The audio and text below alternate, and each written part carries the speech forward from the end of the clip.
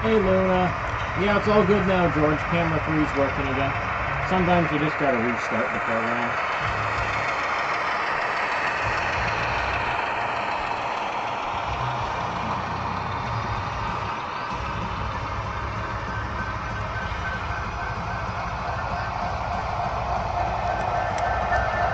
Yep. All the cameras are working. We're good to go.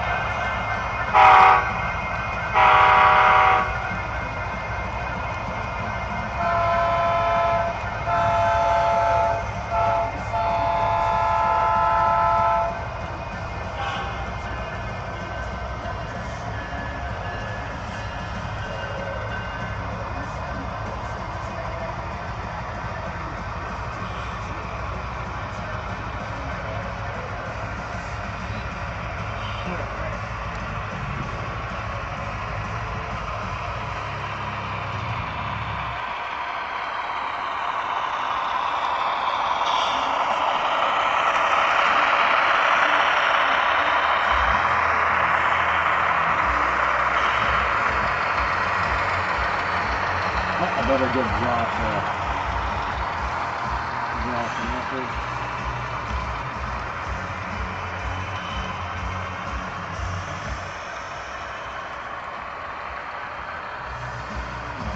Thanks.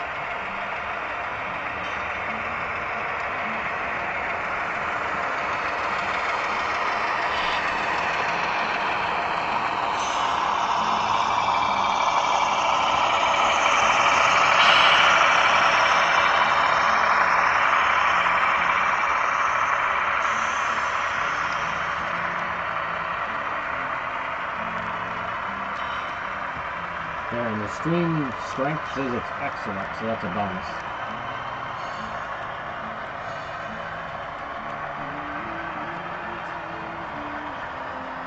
I'm a little sad because this was the CP locomotive I was gonna run on the inner loop, but he won't go around the 18-inch radius without derailing, which is weird because it's a Kato. So yeah, that's kind of sucks because it would have matched those little orcos. So that's who I was gonna run. But he's like, nope, I'm not doing 18. Sorry.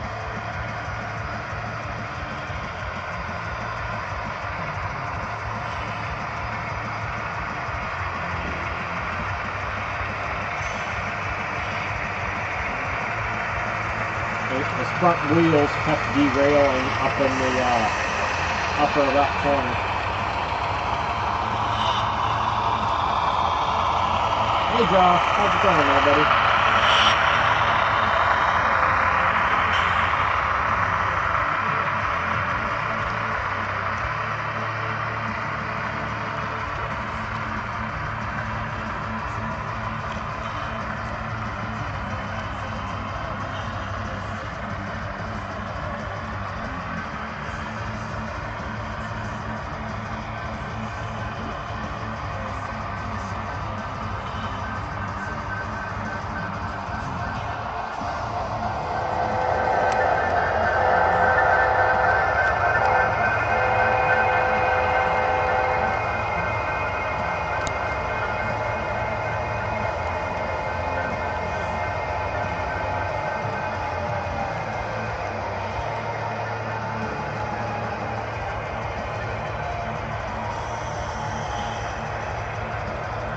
I really like it. It's good. It's just like an orange creamsicle.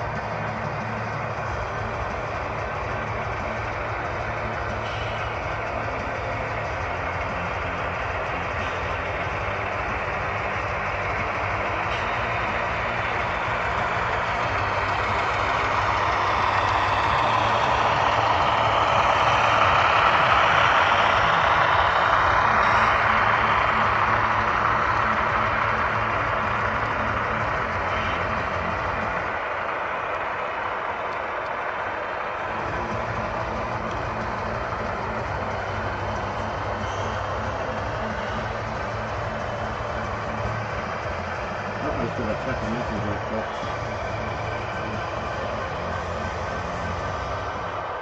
As EV, between one and running process of the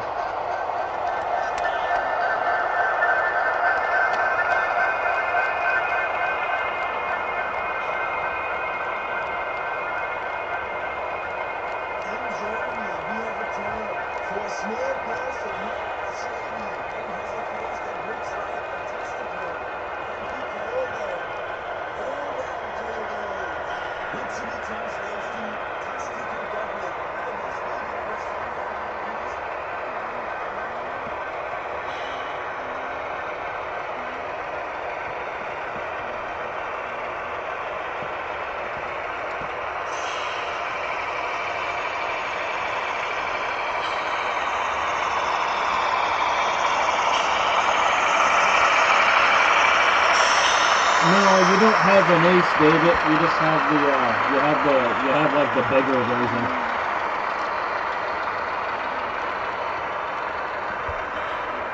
I definitely would have noticed if you had an Ace. Hey, Lone Wolf.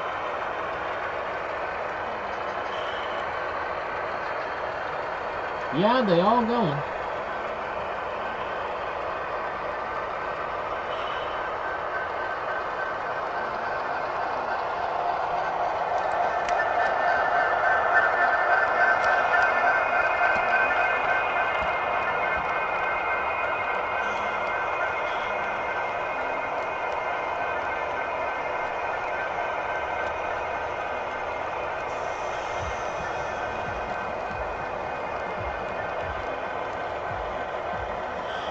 Oh, hell yeah, man. Front end is awesome.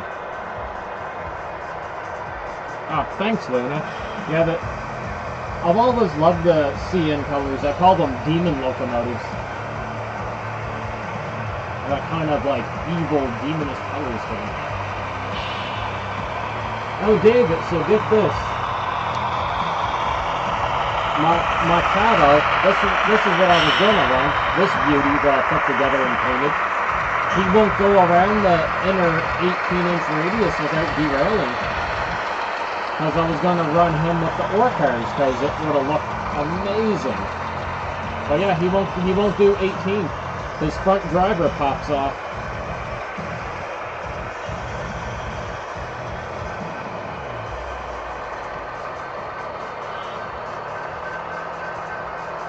So I was a little sad about that. I was like, no. And it's just going to take too much effort to put him on the outer loop.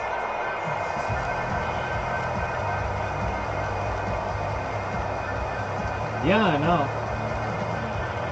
Yeah, I got that email, Brian. I did reply back to you. That seems like a pretty, it sounds like someone was a little bit incompetent there at BLI. Like, I have a hard time believing no part of their team noticed that.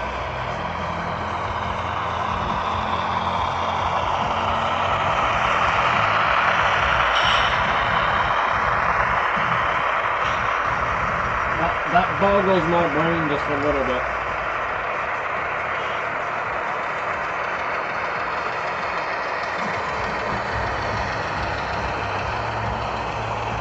Man, like, holy crap, like, that's not just a little mistake, like, that's a huge mistake. I mean, sure, there are going to be people that don't care, but majority of people are going to care, especially if they're very familiar with the real-life locomotive.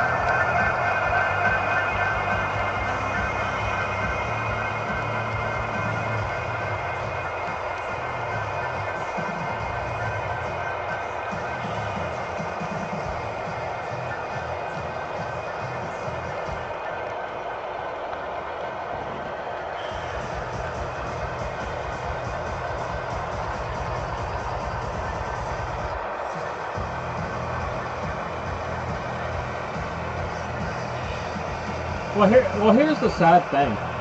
Like, a smaller model company, like, a serious mistake could literally bankrupt them. I mean, I don't think it would bankrupt BLI,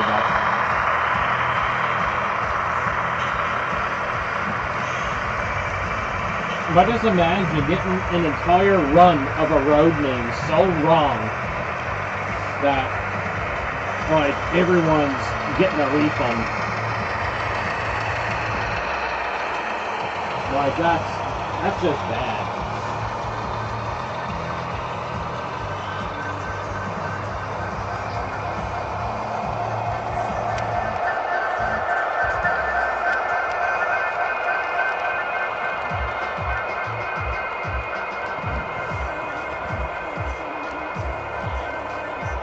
Well, no, it's leaning a little harder now, I think.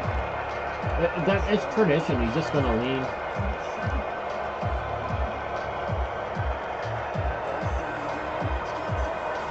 Like, I would hate to see a model company go, like, into severe financial difficulties because they made a huge mess up. Well, what's OVR trains have?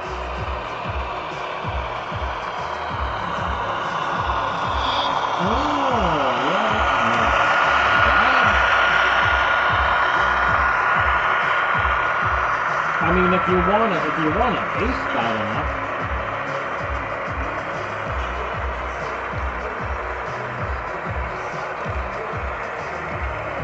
And they're basically like a Proto 2000, so you know it's going to be heavy as hell.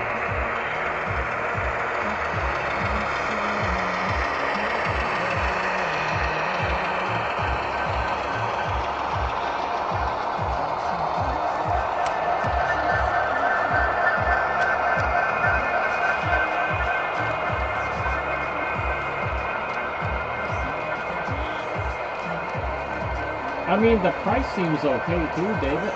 It's got DCC and sound.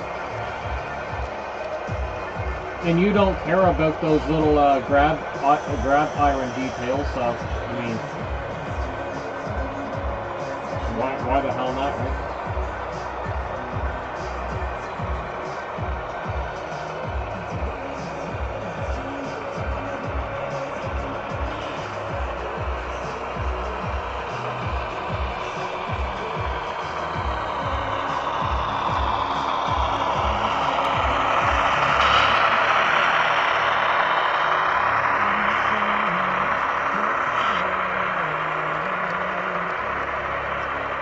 Oh, you got other plans, do you, Josh? That's all good, man.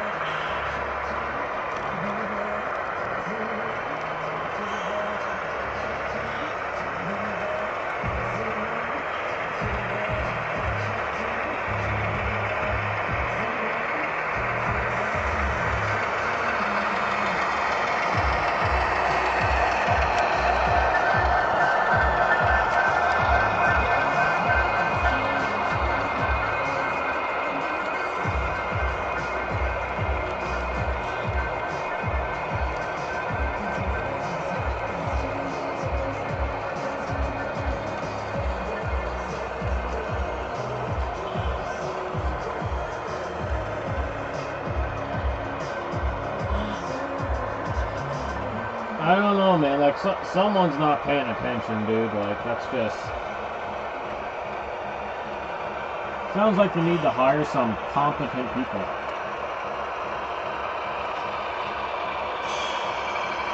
Or something's messing up in China or something. I don't know. There's some miscommunication going on somewhere. I don't know.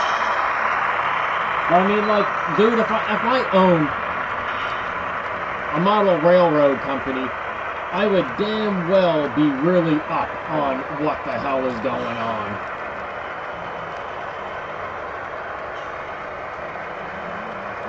Like, that would be one of the main rules of the company. Always check for mistakes. Quadruple check for fucking mistakes. Especially, you know, the price you're charging for some of these locomotives, man.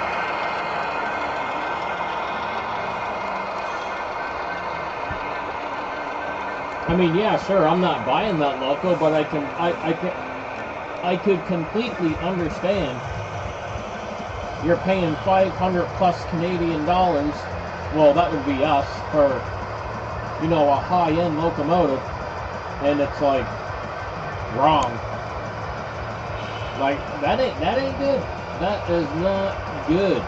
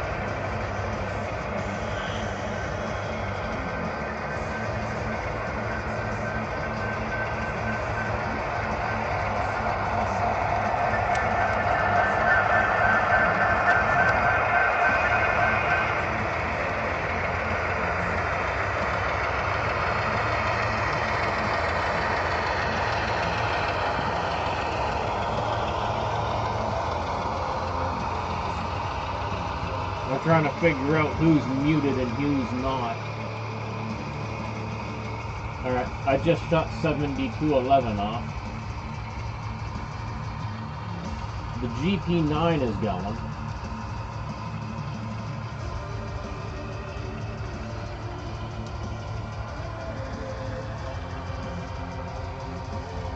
Alright, Josh, sounds good there, buddy.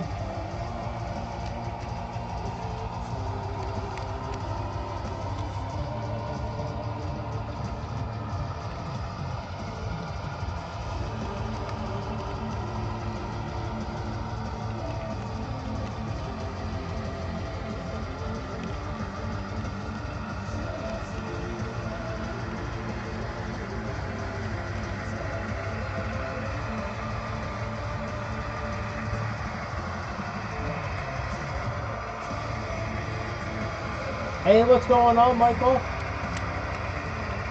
We just chilling like we always do, chilling and running some trains and more chilling. And I got an orange creamsicle drink tonight. Mr. Smith said I should give it a try, and it's really good.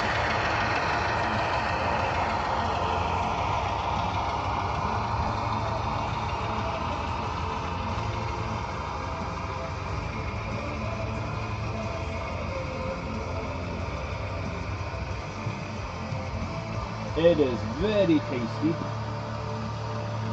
especially if you like orange creamsicle.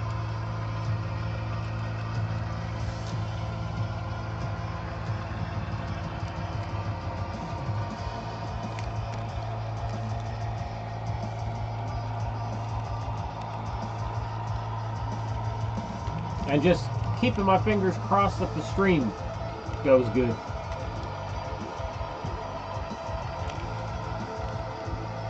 All right, you have a good night, Josh.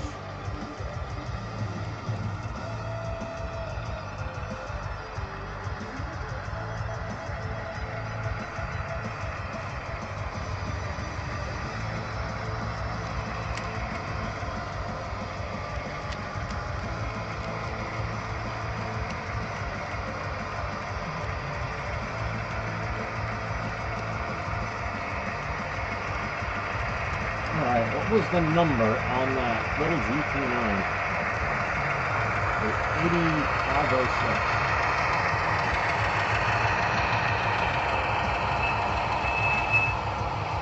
Oh no, you can get going there, bud.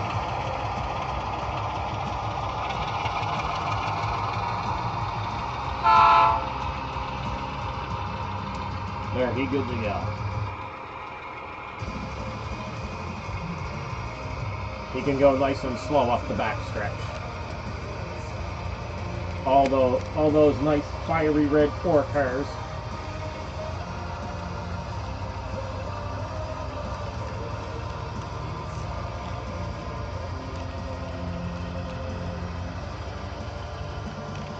I haven't ran those ore cars a whole lot.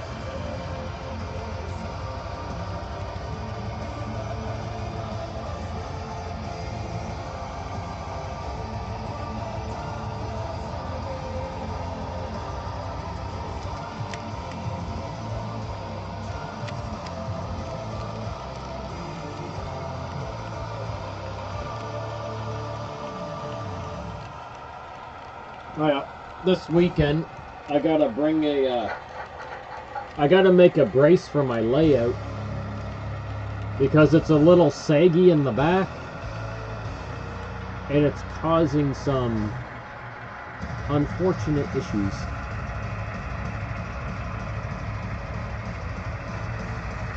I can't run the locomotive I want to run because it keeps derailing up in the back back left corner on the inner loop.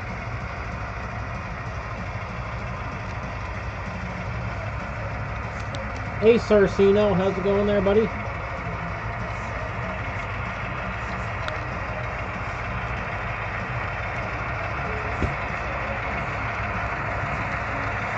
Alright, there is a product that helps with that, Sarcino. Oh, I'm not looking at Sarcino. I gotta go by last name because we got two Georges. There is a product that helps the decal set. Now, I've built, like, especially when I was like a kid and early teens, I built a lot of model cars and airplanes. If I have it here, I'll show you. I'm taking a look for it.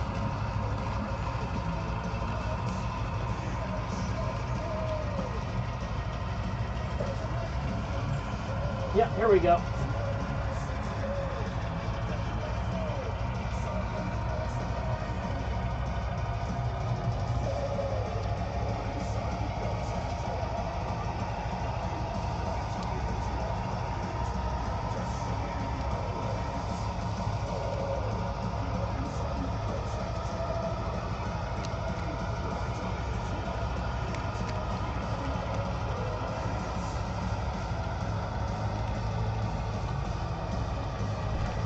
So what you want to get there, Sarcino, is this brand name here.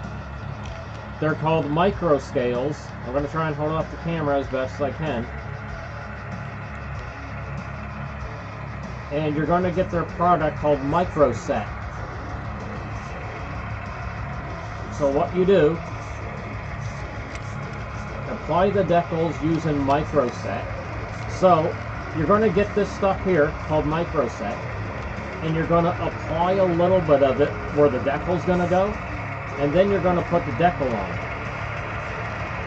And this helps out a hell of a lot.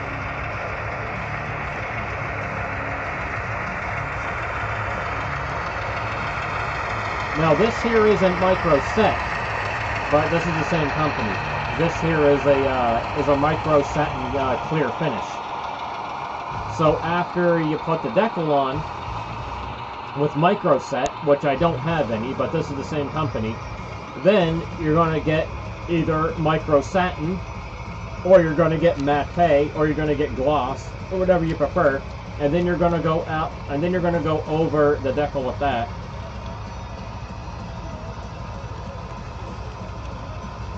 Oh, well, most decals, they're water decals, so you have to cut them out first, and then in warm water, you let them set in warm water until they're ready to slide off. The majority of decals in the hobby work like that. I would honestly, I would watch a YouTube video on it. And what the Micro Set helps to do is after the decal is applied and drying, the Micro Set helps it not look like a decal.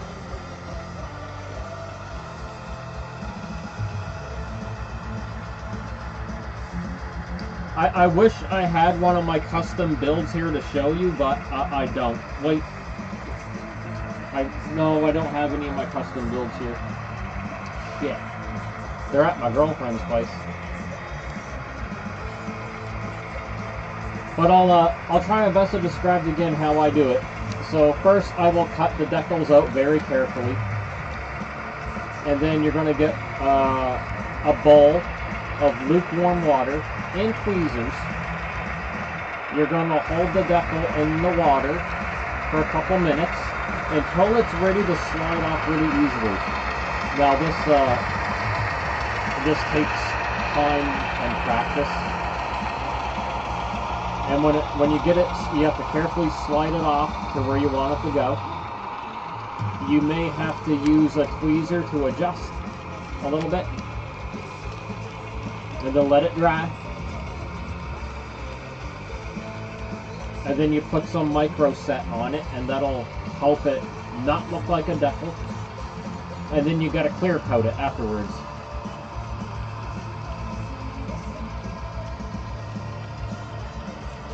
Oh, we had a good time, Andrew. We had a little hiccup. We had some hiccups with the internet first. David had to restart his router. Then after that, we were good.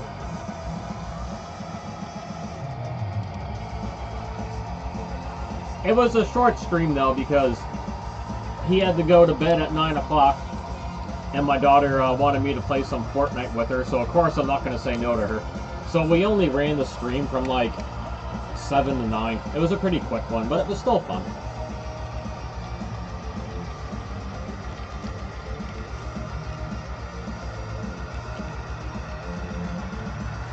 One of these evenings we'll get George the Rabbit over for a stream too.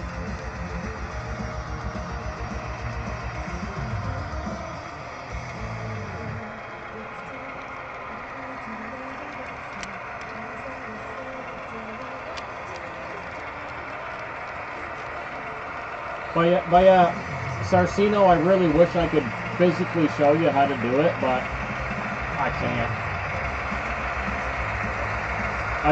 That's the best way I can explain it, but it's best if you could watch someone do it on YouTube. But it's something I've done for so long, it's just like, it's like a muscle memory, right? It can be frustrating, because sometimes the decals can break on you.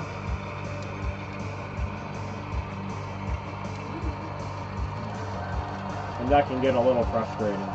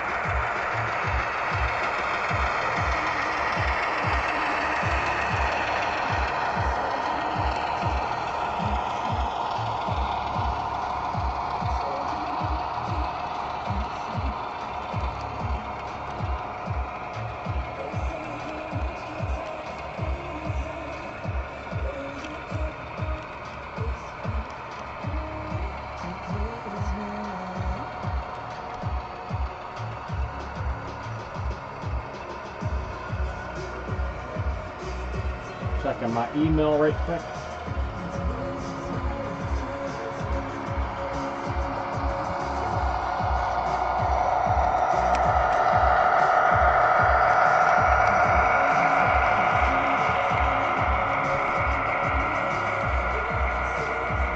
Well, I'm happy the CN Athearn Genesis and the BC Rail scale trains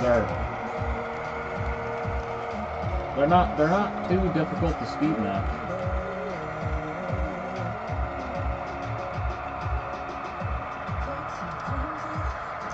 BC Rail's at 20% and CN is at 10%, and that's pretty much how they speed match. They're pretty close at 20 and 10.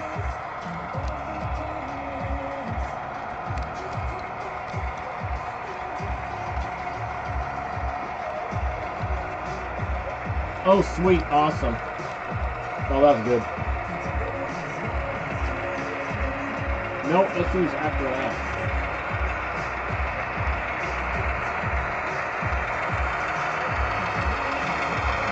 Actually, Sarcino, I think I do have a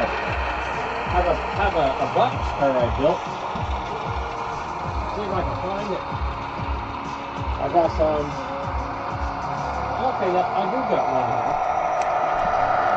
But like I say, the decals are going to be hard to see.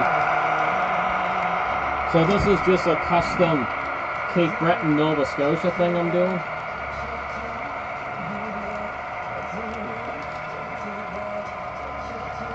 And I got the lettering on it.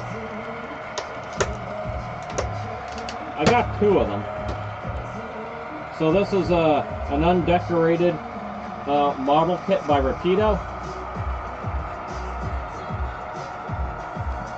And the lettering, it's going to be hard to see because it's a gold on white, but the decal says Cape Breton and Central Nova Scotia. Let's see if I can get in on a couple angles there for you. So I was doing a red and blue paint scheme because that's the color of our flag. See if I can get it a little closer. Try and get it in the See, a difficult thing with decals is getting the decals to go over the rivets and everything like that. And that's what the micro set will help with. And if you put some clear coat on afterwards, it really helps with the decals. Now, this lettering, a few of them broke on me. It happens. You just got to be very patient and careful, and it will all come together. But this is like I say, this was a model kit by Rapido, undecorated. You put it together yourself. A lot of fun. I still got the other one I have to finish.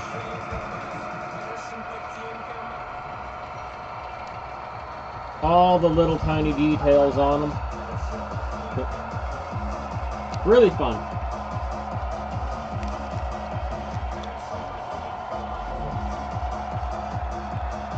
The other one I don't have the decals on yet. I got them. They're just not on.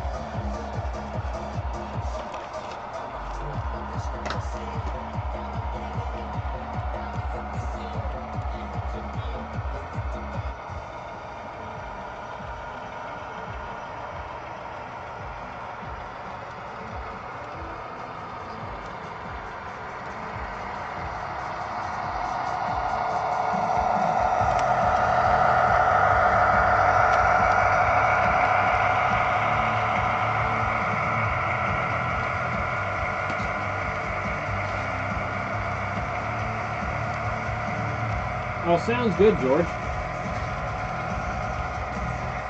I'm hoping the car's unstuck tomorrow.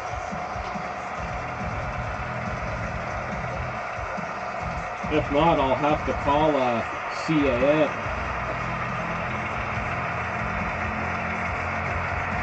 It's not very often my car is stuck to a point where I can't get it unstuck.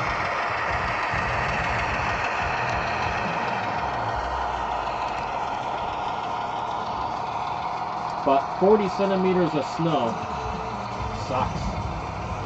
On top of what we got already.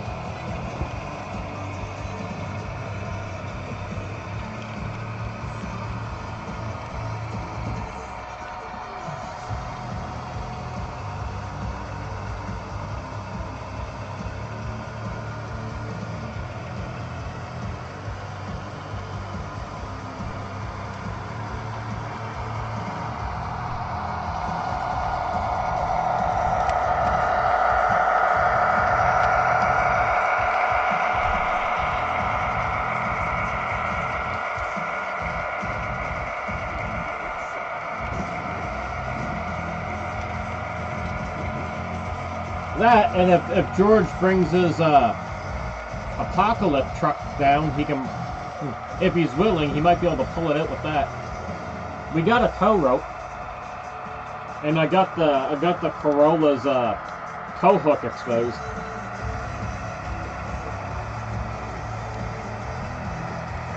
I love that apocalypse truck. That thing's full beast mode.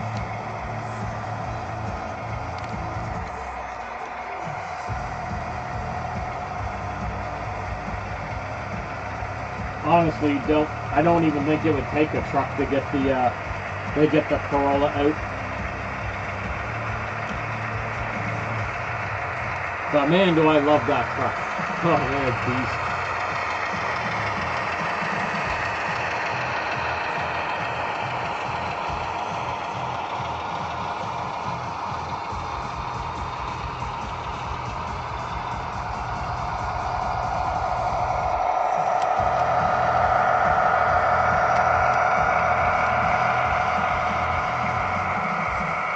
Hey Jamie, how's it going, buddy? I'm trying this drink tonight, Jamie. David told me to try it. It tastes like literally like orange creamsicle.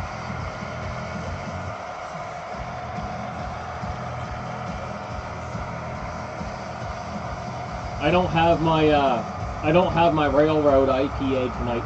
They didn't have it at the little liquor store. That's okay.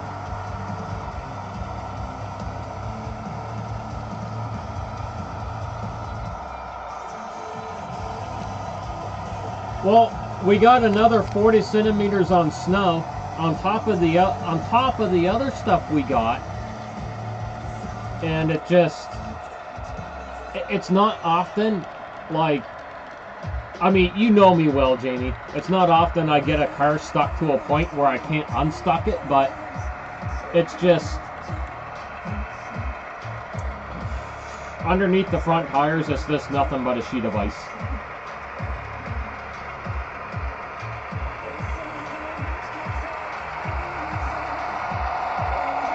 Just stuck.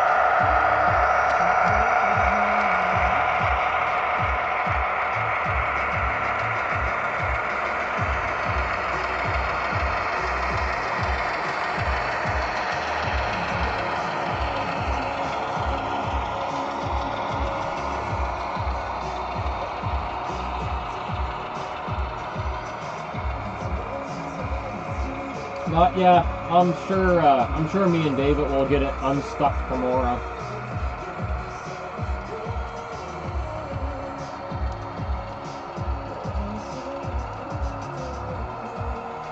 Ask Jamie, man, when we were young back in the day, growing up, friggin', we used to go out and play in the snow all the time. Everyone called me Drift King. I was so good at drifting. I was DK, man. DK in Dartmouth.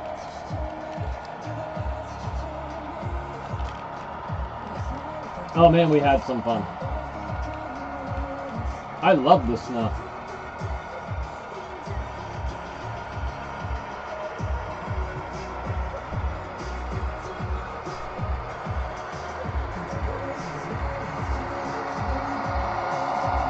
Floor mats. I never thought of that. I mean, I tried a piece of wood up at Lauren's before and that didn't work.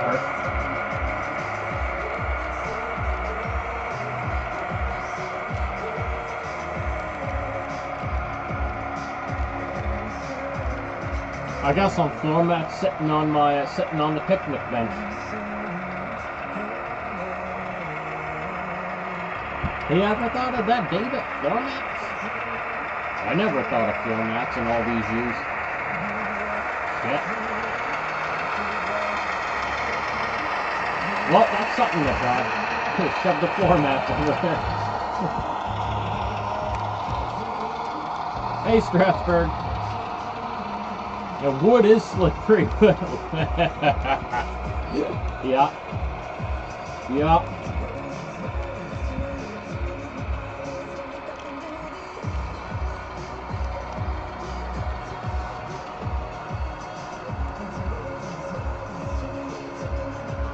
Well, the last couple snowstorms, especially at Lauren's, like, friggin', she likes to stud her tires, right? And I had a hard time getting her car free even with the studs. But I got it free.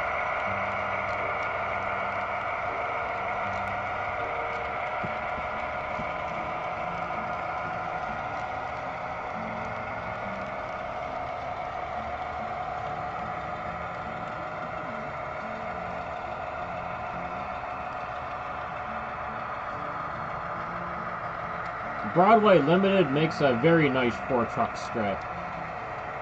Oh, George, not gonna damage the Corolla. Like I say, it's got a tow hook on the chassis that's designed to pull it out of things. Actually, I've actually pulled people out with the Corolla. If it wasn't too bad, but I've gotten people unstuck with the Corolla.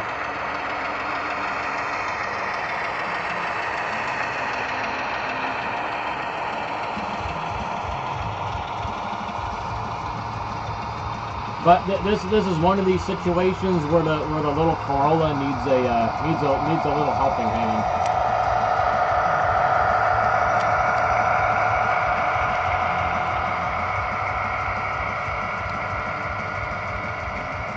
It's got the winch.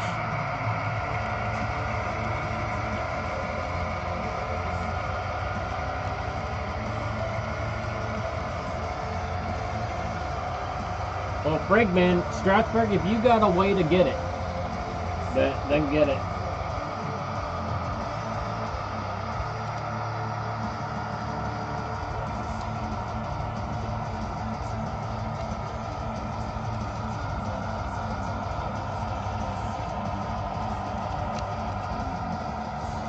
You know,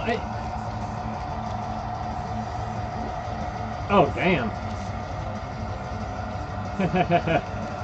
Right on its roof. You know, it kind of boggles my mind, though, because how bad the snow gets up at Lawrence. You know, I've gotten that Corolla through some crazy shit. But here it is, stuck in the fucking driveway. It only needs, like, it's like, what, 7 feet from the road, if that? And it's, like, stuck in its rut. Hey, Railgun. Oh, I gotta see that picture, George. How's Railgun's night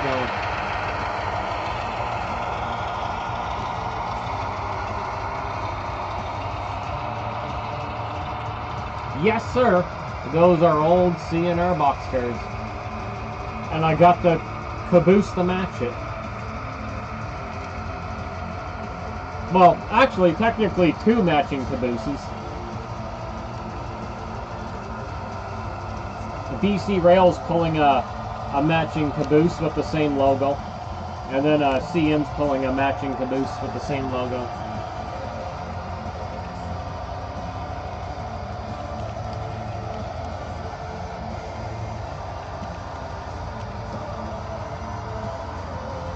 Well, Railgun, what I was gonna run, but it keeps derailing on the 18-inch radius. This is what I was gonna run, but it won't go around the inner loop, so I am sad. Which is really weird because it's a Kato, and Katos are known to handle the 18s, but it is what it is. Because he's a perfect match for those ore cars. But his front drivers keep derailing.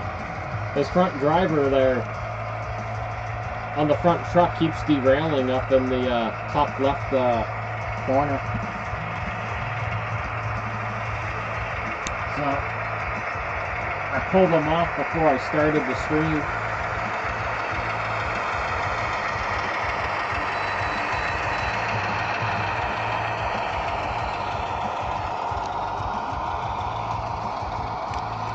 I wish I could run them, but oh well. The GP9's nice too, of course.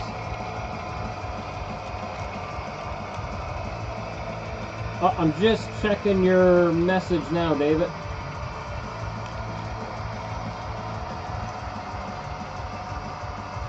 Oh, nice. Yeah, I got one of those. Older. Well, but it's a auto parts boxcar. Yeah, I got one. It is, where the hell did I put it? But it's an older Afrin. Here, hold on. I'll find them for you.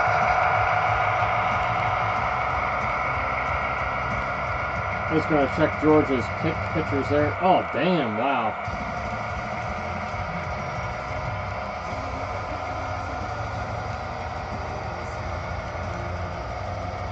Yeah, that's definitely a good winch to have.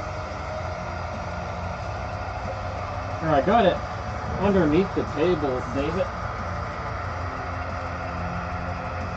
Only paid it. I paid under $10 for it. It's literally the same thing, just an Afrin. And I got the opening doors.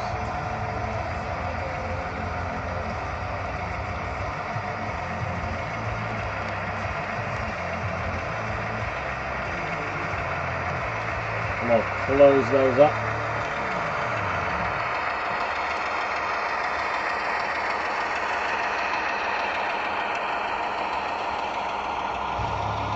I mean, it looks pretty much the same.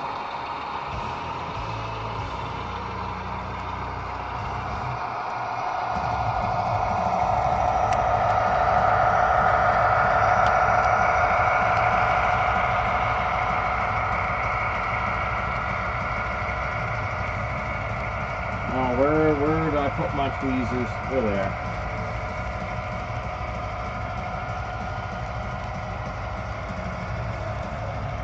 Yeah, I don't think a lot of, I think opening doors now are kind of a niche thing. You don't see it too much anymore.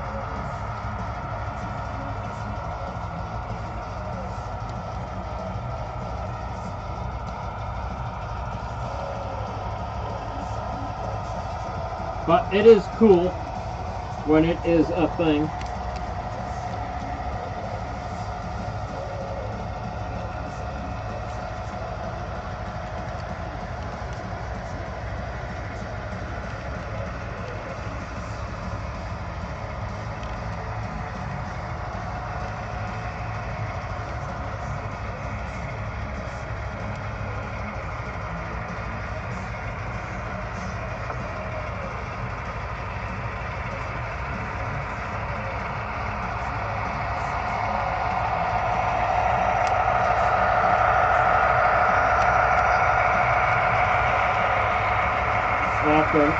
If they're not, well, is it more of a more of an O gauge thing? G scale and O gauge.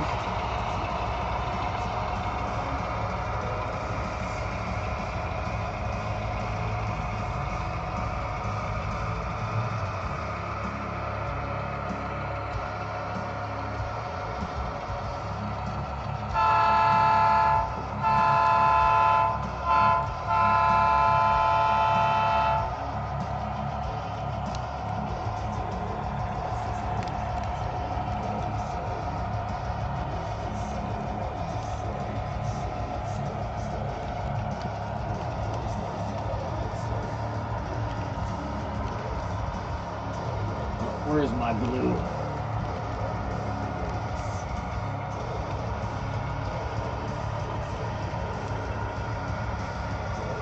Nope, that one's not opening. I'm not buying this kind of super glue anymore. I'm getting the Gorilla stuff. This Ultra Bond stuff, it's too runny. And on top of that, the cap glues itself too much. And it's just a pain in the arse. I keep chucking this garbage out.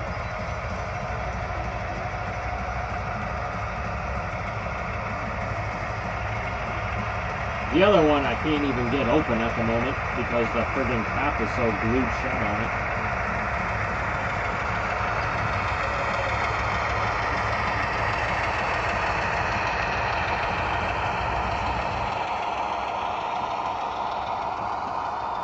I got a picture coming in.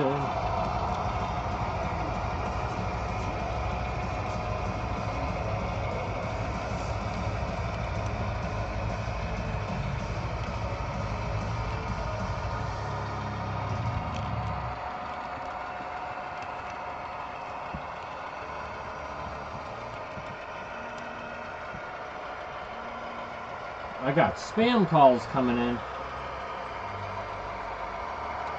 I didn't even catch that.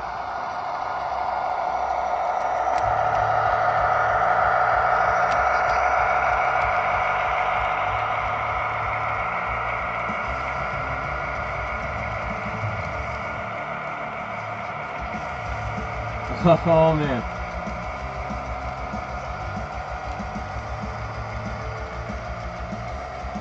Why didn't I catch that in the live chat? Where is it? That's so true, Jamie. Holy crap.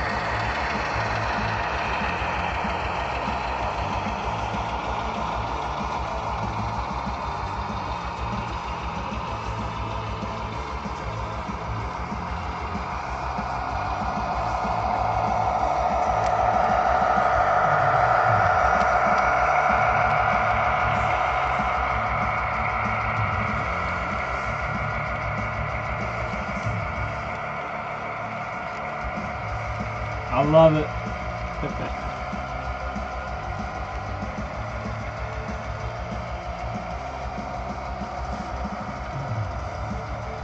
It's true, Jamie. I was Houdini. I evaded the police on quite a number of occasions back when we were young.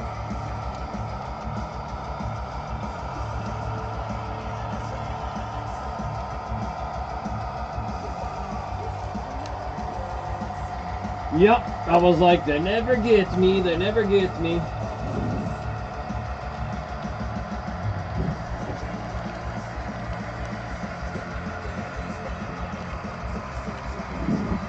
Oh my god, I remember one evening, they were coming after me. I was in the old clitoris, and they started chasing me on Spring Avenue there. I don't remember why, but so I turned up Dorothea. I fucking gunned it up Dorothea. I mean, it was like 1 in the morning. I went through all the stop signs, and then I was doing about, oh my god, I must have been doing about a $1.60 when I was coming towards the intersection of Dorothea and Cold Harbor Road, scooting over the Caldwell. I could barely see the cherries in my mirrors. And the light was green, and I flew through the intersection, and the Taurus, all 4 tires left the ground as I swung through the intersection and hit Caldwell Road. And I friggin' got to my parents' old place, got in the driveway, shut the car off, and then jumped in the Caprice and took the Caprice down to number 7. I just jumped in another car. Oh my, that was wild, that was. I don't even remember what I did to get them to come after me that night, though. Oh man, the shit we did when we were young.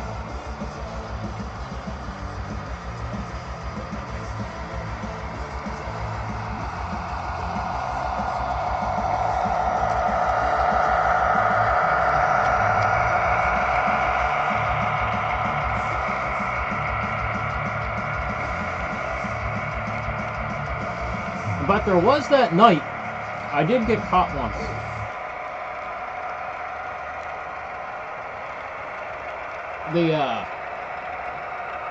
This was when I had my 1992 9C1 Interceptor. Oh my goodness, about 20 years old. This might have been before we met, Jamie. But, I'm trying to remember who was in the car that night. It was me, Fahad, Chris McLean. I think Stephen Parsons was with us. And we were down by Dartmouth Dodge.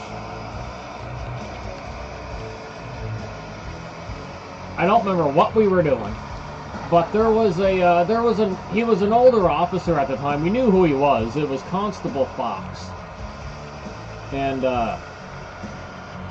he was in the he always had the paddy wagon, and we were up by Dartmouth Dodge, and he seen us. He put the cherries on. Well, fuck, didn't I fucking bolt the hell out of there? Fucking tires smoking, 9C1 going sideways. So I flew up Westville Road, and I could see him behind us, right? And I was like, well, we called him Old Man Fuck. That's who we called the Constable Fox. Yeah, I must have been 19 or 20. We were fucking young, and I was like, well, I'm gonna jinx him. I was like, I'm gonna cut down so my goal was to go hide in the rubber duck. So I cut down one of the side streets going up Mount Avenue that connected us to Portland Street, because I was going to go hide in the rubber duck there. I thought that was a great idea. Well, I get to Portland Street, and I swear it was like something out of GTA. I pull on the Portland Street, and bam, 5 Crown Vics, all with their lights on right there. I was like, oh no fucking way, this isn't happening. And I was like, well, fuck it. They boxed us in. And then shortly after, Old Man Fuck pulls up behind us in a paddy wagon. So yeah, we were surrounded on Portland Street. Surprisingly, got a slap on the wrist. Luckily, they didn't ask Chris for his ID because he had a warrant out for his arrest at the time.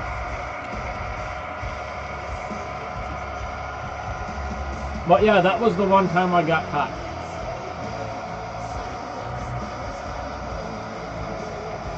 Oh, the days. And Constable Fox, he told me, he's like, I'm going to be keeping a close eye on you. And all you other little hooligans. He's like, I know where you hang out. I know what you drive.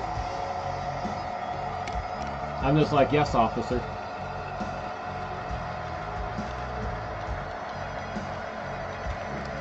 And sure enough, there was many evenings Constable Fox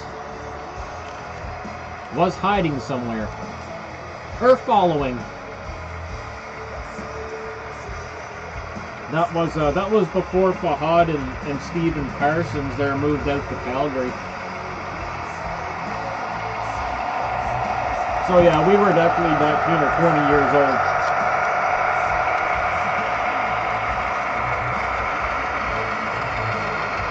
But I did outrun that paddy wagon, that's for sure. But Constable Fox, he had it all planned out that night. He called in the backup. Kind of hard to outrun the radio. And now it's even harder. Now you can't outrun the internet. Can't outrun that Wi-Fi. Oh, hell no.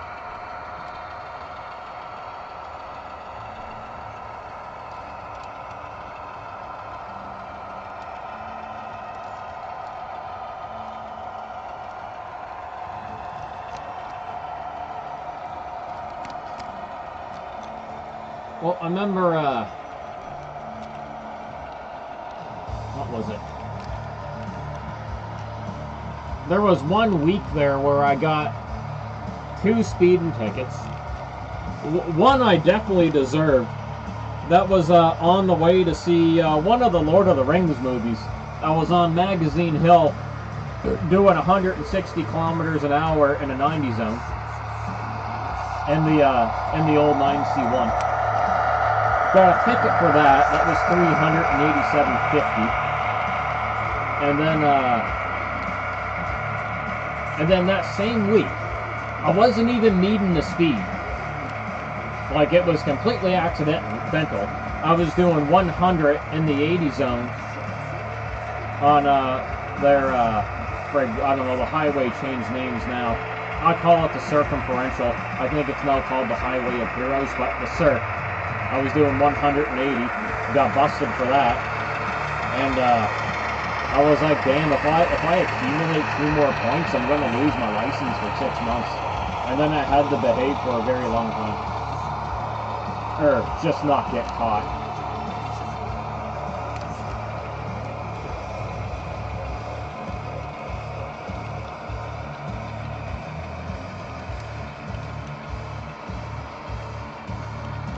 Oh man, you know it. Like modern cars, dude. Well, it's a thing, I guarantee you. Let's say if you got like a modern, like an EV.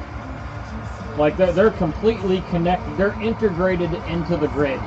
I'm sure if you were trying to evade law enforcement in an EV, they could kill it. Dead. You're done.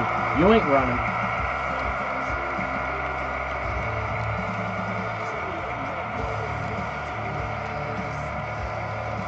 Yeah, my last speeding ticket I got was in 2000. It was either 2003 or 2004.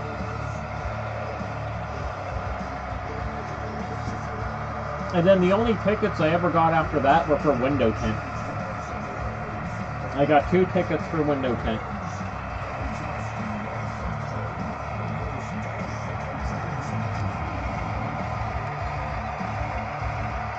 The window tint is weird, man. Like, lots of people like really get away with it. I got away with my window tint for 2 years. I had the 2 front. I had all my back done, and my 2 front side windows were done, and I had a sun strip. And no one bothered me for 2 years.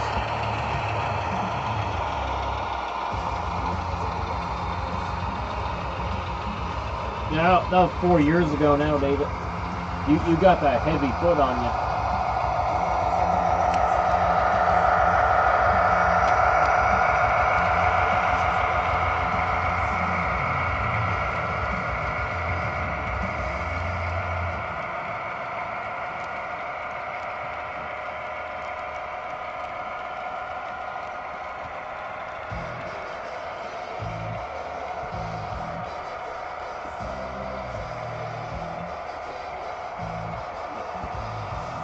See, when I was younger, my natural response to trouble was flight. Was the takeoff, was the run. So every time I chose flight, I'd get the hell out of here. It's like, oh hell no, shit going down. Police are coming. I'm getting the fuck out of here. See ya.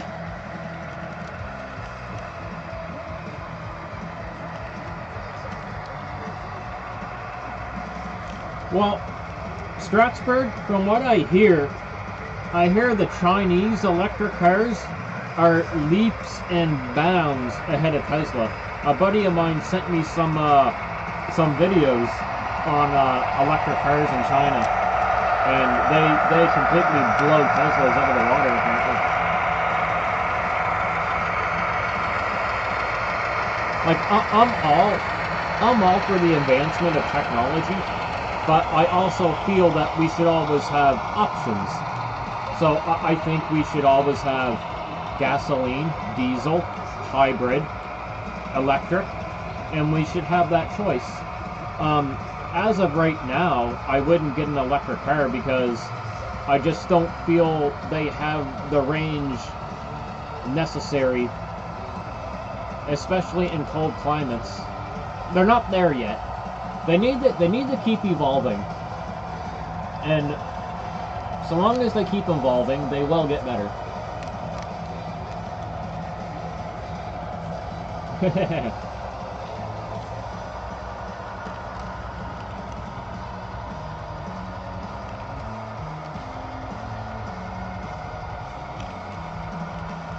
Yeah, I seen some pictures of the trash beds, the trash bags in back of the beds. Yeah.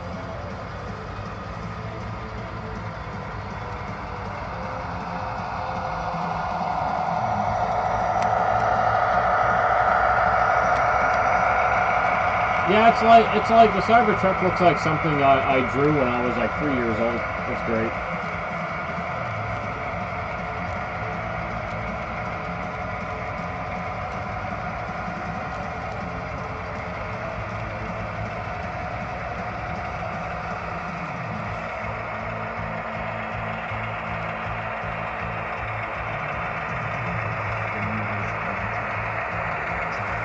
I still like what, you know, I think Toyota kind of perfected like the hybrid. Like if you want an economical daily driver, I think a Corolla hybrid is freaking really good. I mean, if I needed a new car right now, that's what I would, you know, as a daily driver, that's what I would get. Unfortunately, I don't think they come in a manual, which, like, really sucks.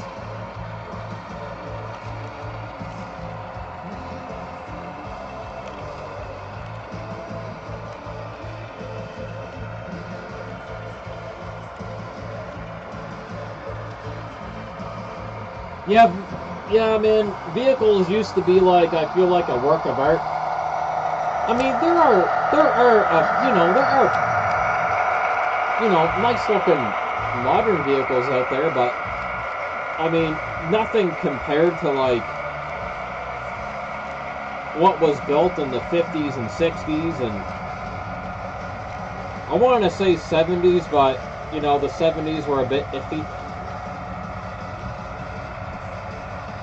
There are things I like from the 70s and 80s and stuff, but I mean, like, look at the gorgeous vehicles from the 50s and the 60s. I mean, nice vehicles.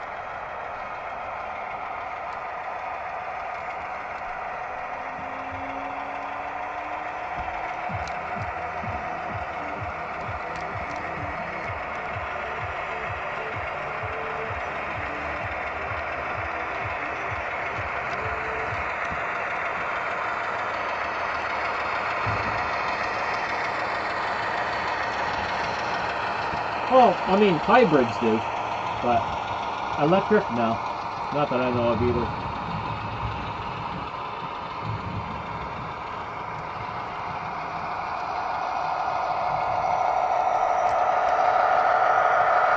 Actually, I like the 1930s, actually, with those big fenders. There are some nice cars then, too.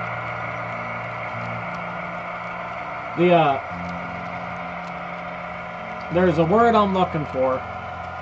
Modern vehicles, they have, how it was described to me, modern vehicles have no soul. There's no soul to them.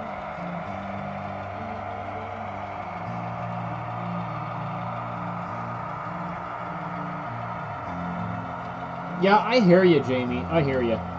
Like I say, an EV would have to be forced onto me. Like I mean, the government scrapped the mandate, as far as I know. But we're going to be getting all those Chinese electric cars. But I don't want one. Like, I just don't. I can't. You know, in the time being, if I'm going to continue doing deliveries with my own vehicle, an electric car can't get the job done. An electric car can't do an 8, 9, 10-hour shift without a recharge. And who the hell wants to wait around that? Time is money.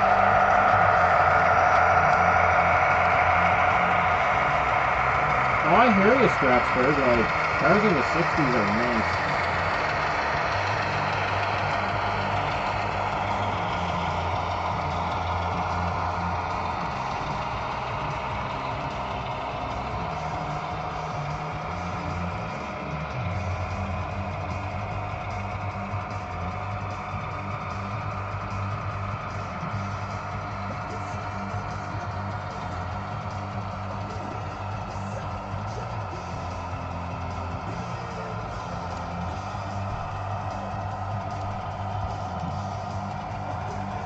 Yeah, stopped at the border. Like, we don't want that. We don't want that in our country. Get out of here.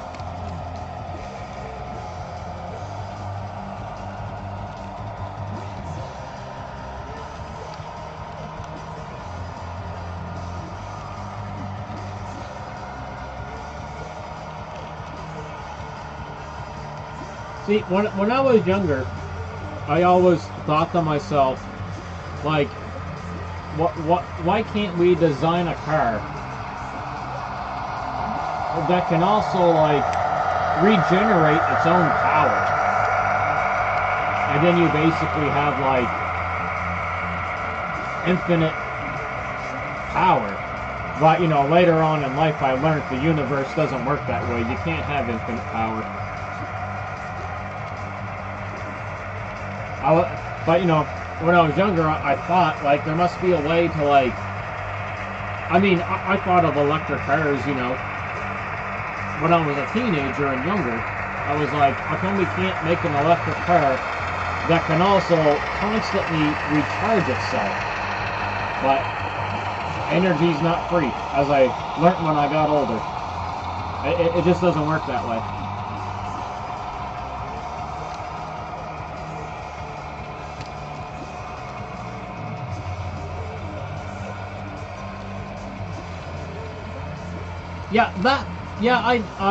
I knew that, Jamie. I knew they didn't have a transmission.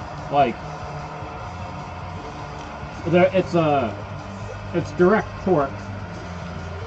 So if you got a higher end Tesla, you got a motor driving every wheel,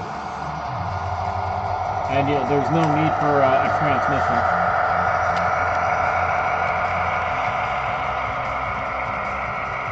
Yeah, regenerative.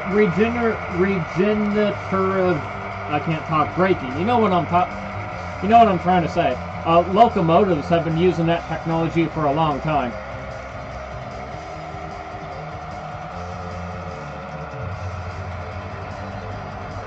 But it's not enough to, like.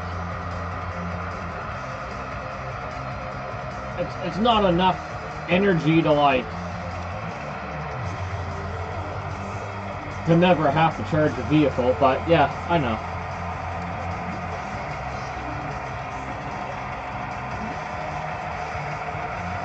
So what's it called in a locomotive, guys? It's dynamic brake, right?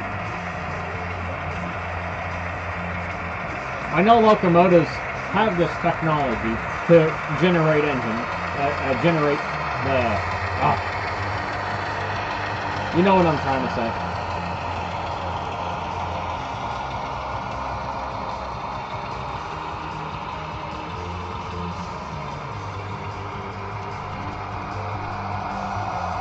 Modern locomotives are just big-ass hybrids.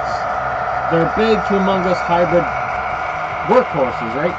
They're diesel-electric hybrids, and they got their dynamic braking capability, and they can recharge themselves. The same thing with the electric cars.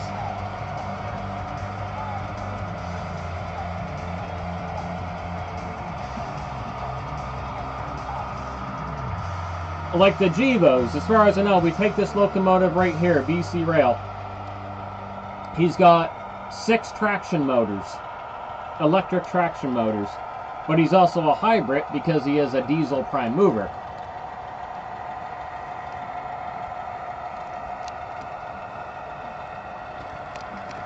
So I'm thinking, like what Jamie was just saying, the radiant heat from the brakes, it might kind of be maybe the same thing, just on a much smaller scale, or it could not be.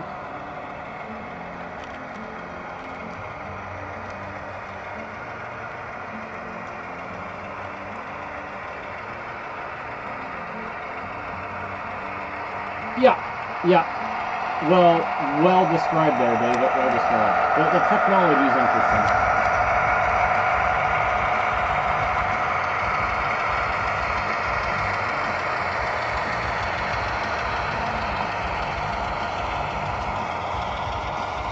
Now,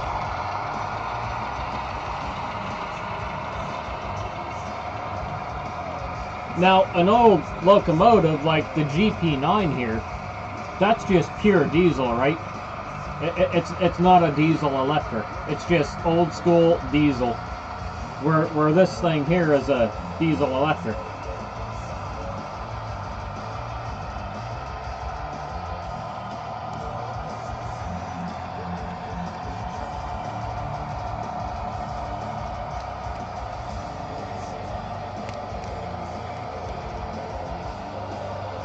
Oh, I'm just reading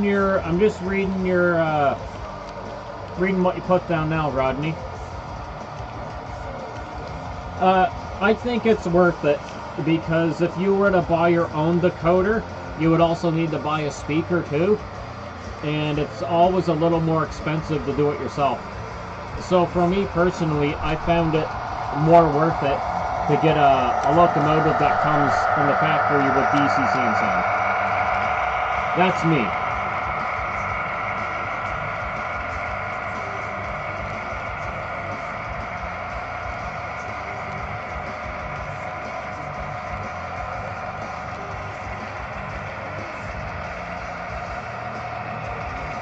Oh, good to know, George, because I wasn't sure about the really, really old ones, right?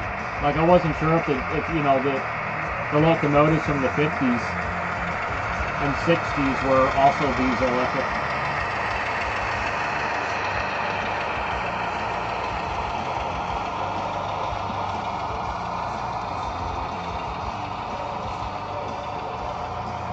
Yeah, no problem, Rodney.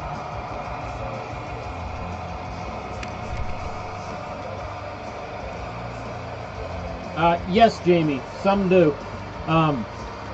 I think the most interesting technology for trains is Japan.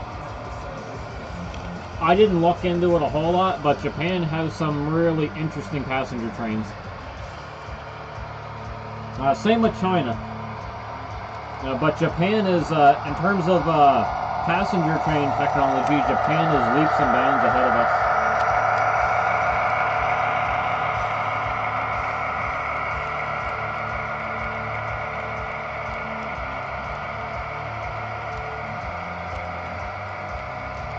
See, I didn't know that, David. I didn't know all diesel locomotives use a sort of magnetic drives. I had no idea. Very few direct drives. So yeah, I'm learning all this too. I'll be right back. I gotta go drain the vein.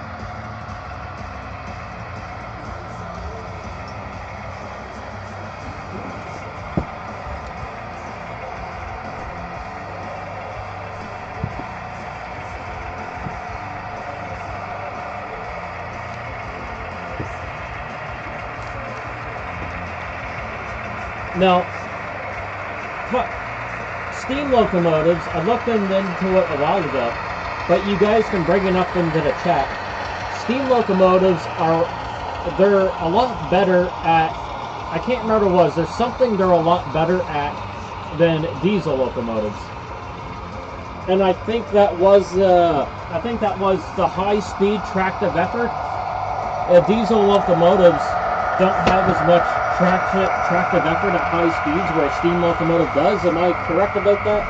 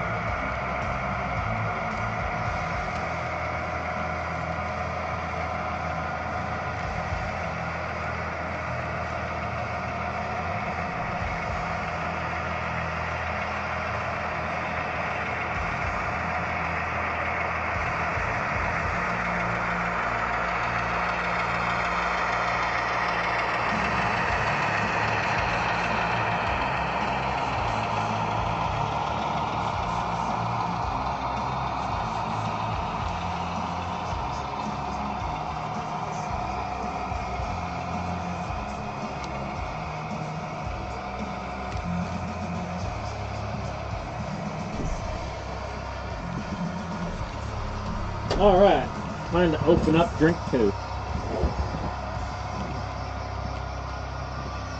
What did I miss in the chat? Let me see. Let's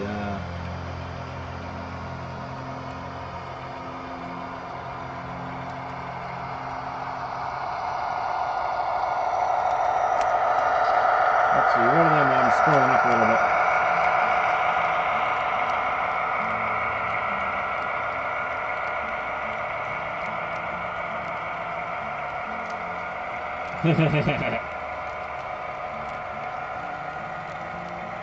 Always gotta shake it more than 3 times.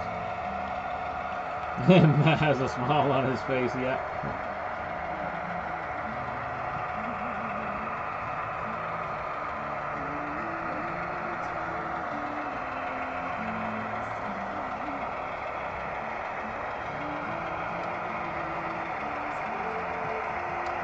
Yeah, I can put a dinosaur on a freight car. Oh, wait, no, that ain't gonna work. He, like, fell right off. There we go. We got a raptor on the caboose.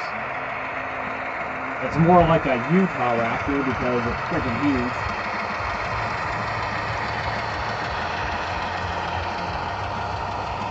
Alright, now I'm gonna open up my blackberry cider.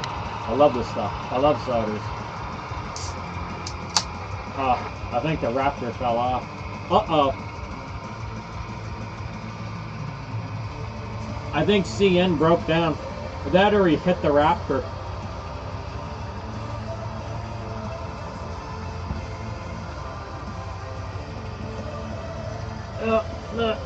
Get my...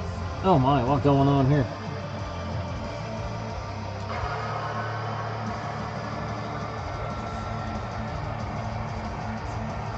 Oh, I gotta stop.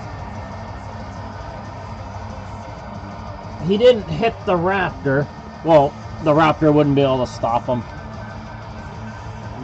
I don't think the raptors are gonna stay put.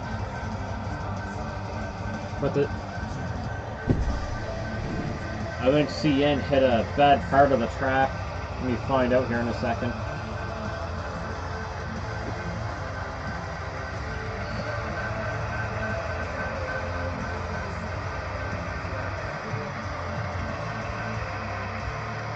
Okay, I think we're good. Might have just been a little hiccup.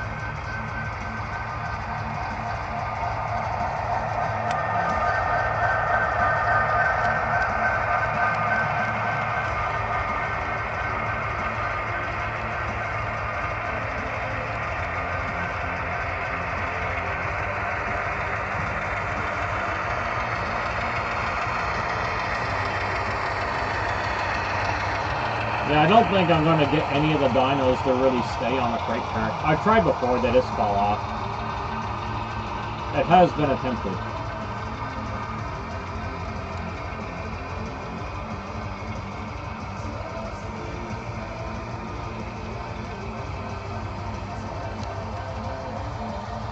Yeah, got raptors roaming free.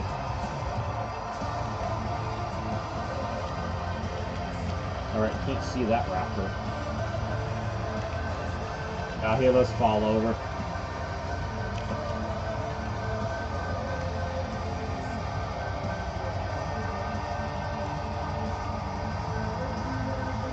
I'm curious to see if CN is going to stall there again. There might be a speck of dirt going on. No, he good.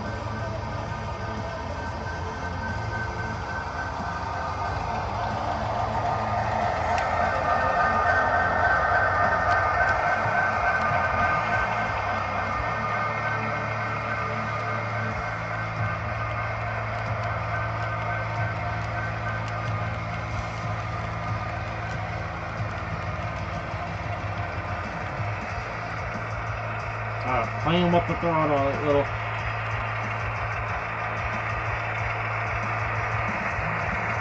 Hey, 212, what's going on, bud?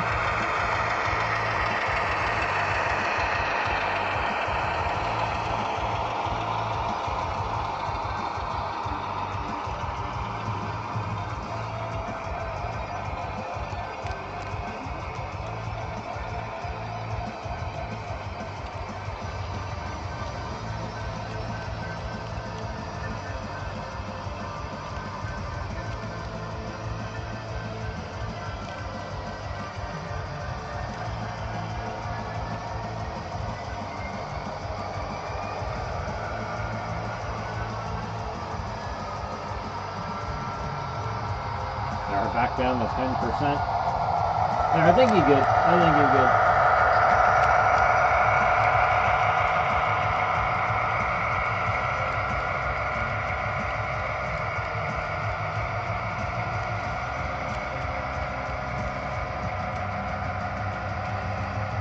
Well, when I look at like the Bachmann Easy Track and I put it next to the Cato Unitrack, I can tell the difference in size in the rails.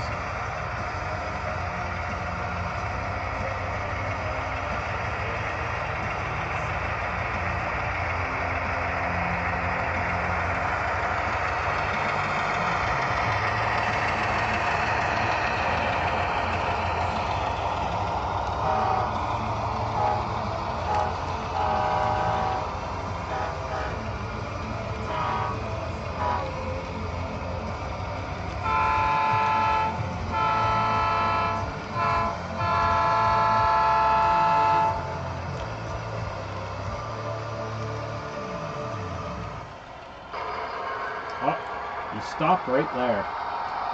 Something going on there.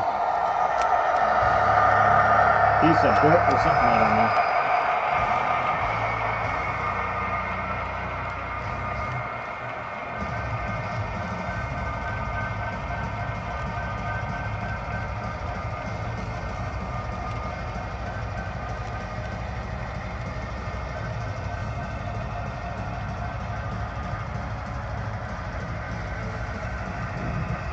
Alright, let me just give it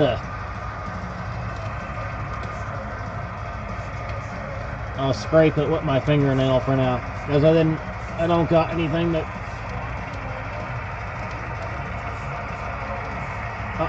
hold on, I hear my daughter calling me.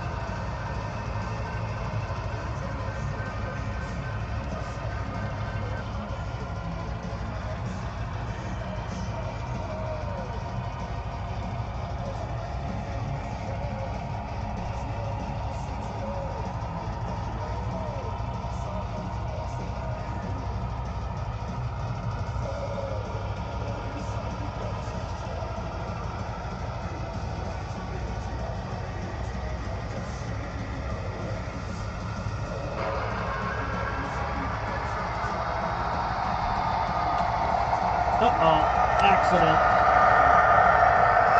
Just 1 second, guys, I'll be back.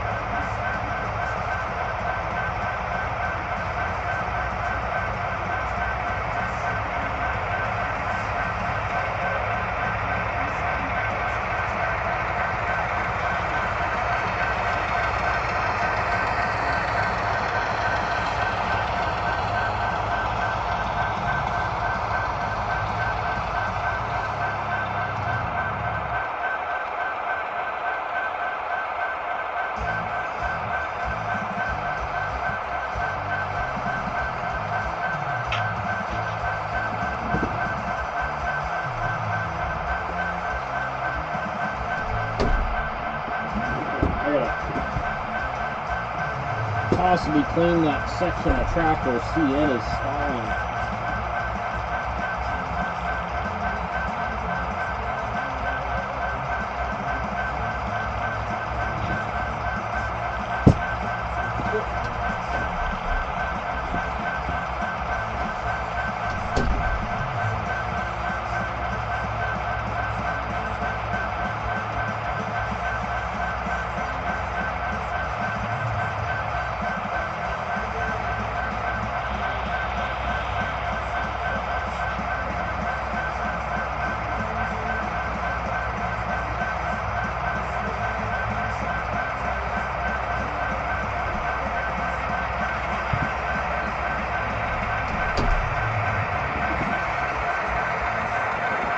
Okay, so what is causing CN to stall out?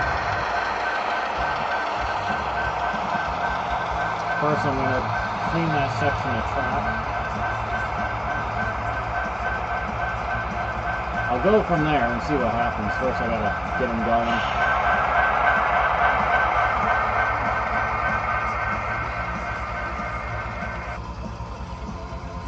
Oh, he stalled out again. He's not doing well.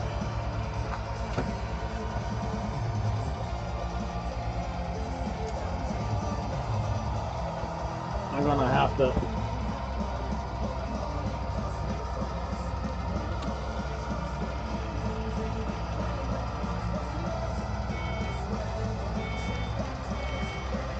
have to drag him back.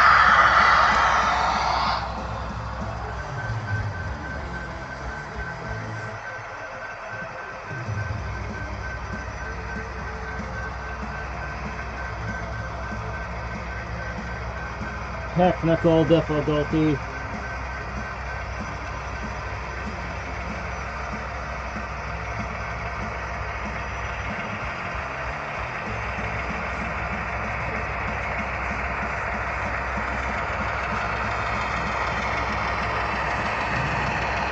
Yup, this Bachman track. Dirty, dirty Bachman.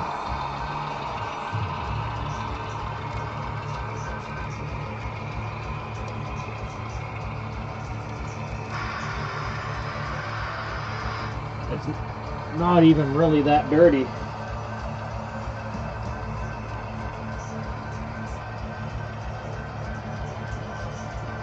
Alright, let me give him some throttle, see what happens.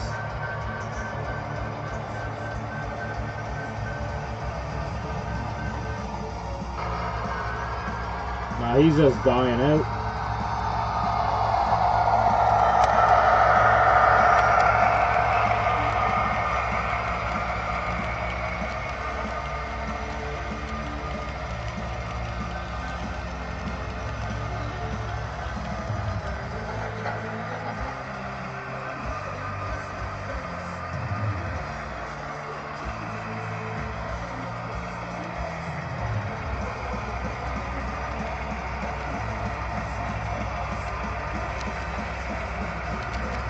I'll clean this section here, but I don't think that is really the case.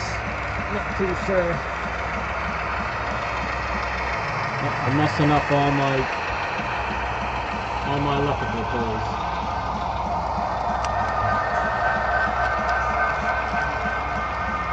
Looking for a light flickering.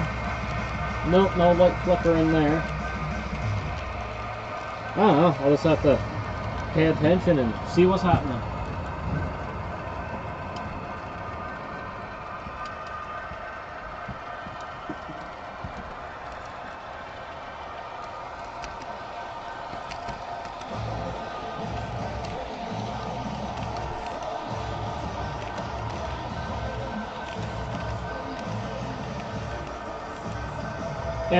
It's Bachman Easy Track, and I'll be getting rid of it as soon as I got more money to spend for some more Cato Unitrack.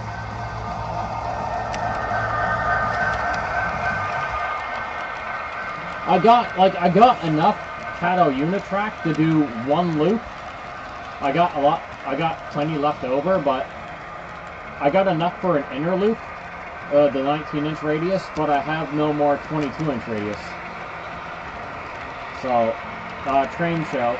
I'm hoping to get a good deal, and this is all being replaced because I'm tired of it. Tired of this Bachman garbage. I mean, it's not, I'm going to rephrase it, it's not garbage for everyone, but it's garbage for me.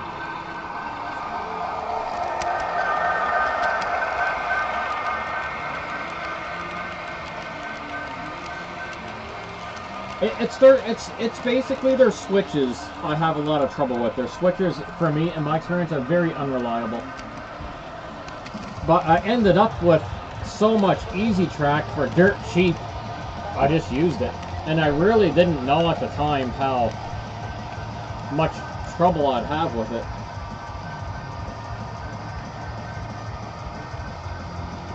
Bachman is code 100.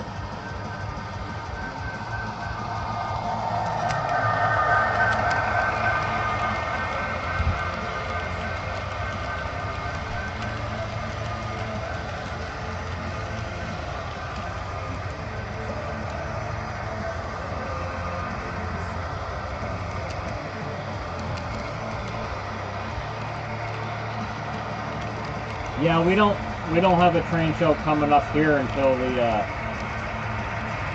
until March 21st, unfortunately.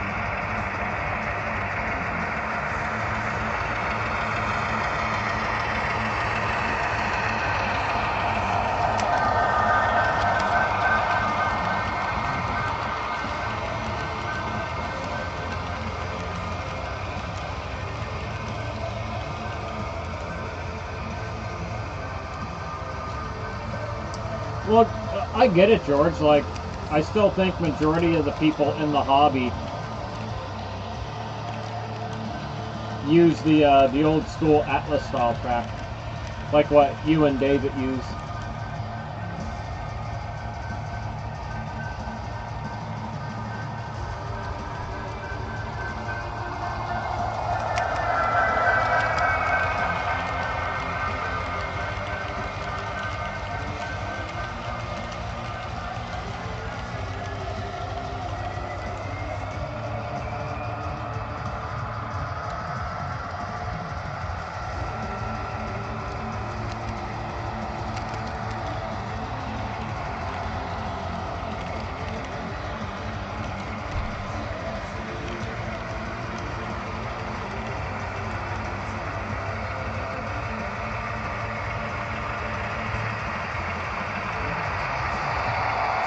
Oh man, Michael, it's not hard to blow that amount of money. That's for sure.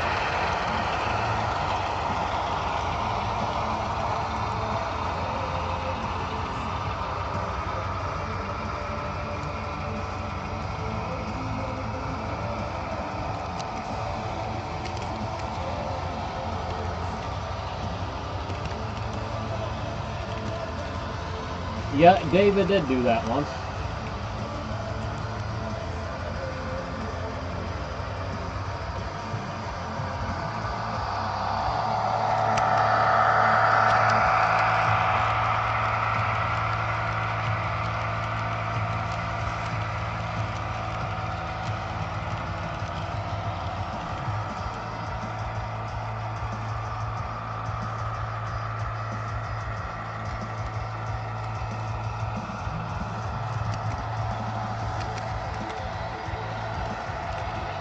Oh man, the alcohol's running through me like I just peed and like I gotta go pee again.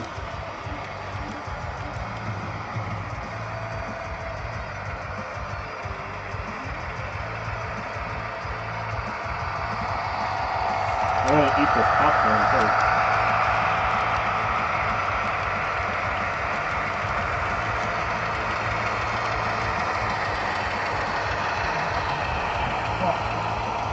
I am going to see if that switch is dirty.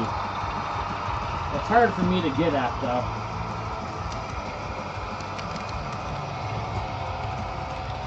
Because I gotta put like my leg up here on the bench and then crawl right over like this and try not to knock anything down. And then wipe the rails on that switch.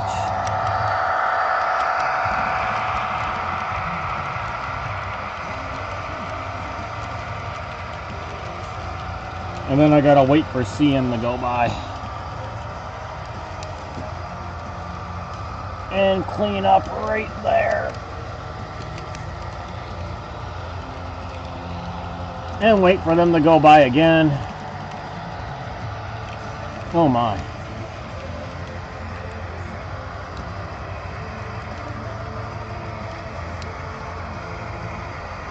Alright. There, that's clean. Oh my goodness. That is not fun. I'm not going to be able to do that shit when I get older.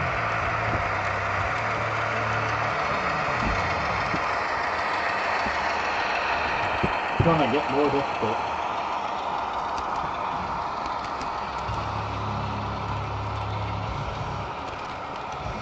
Yeah, the 212, the Kato Unitrack, that's my favorite. That's what I use on the sun deck layout. It's really good quality stuff.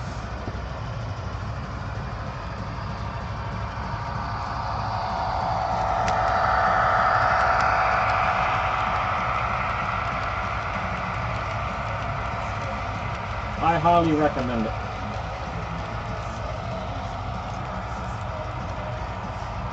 I mean, look what the Kato Unitrack goes through on the sun deck layout. Worked great.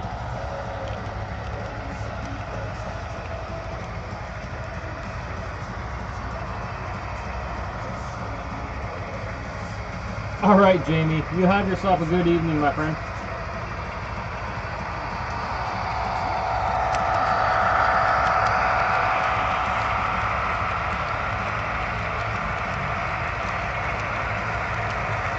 I want some BK. I want some Booty Kings.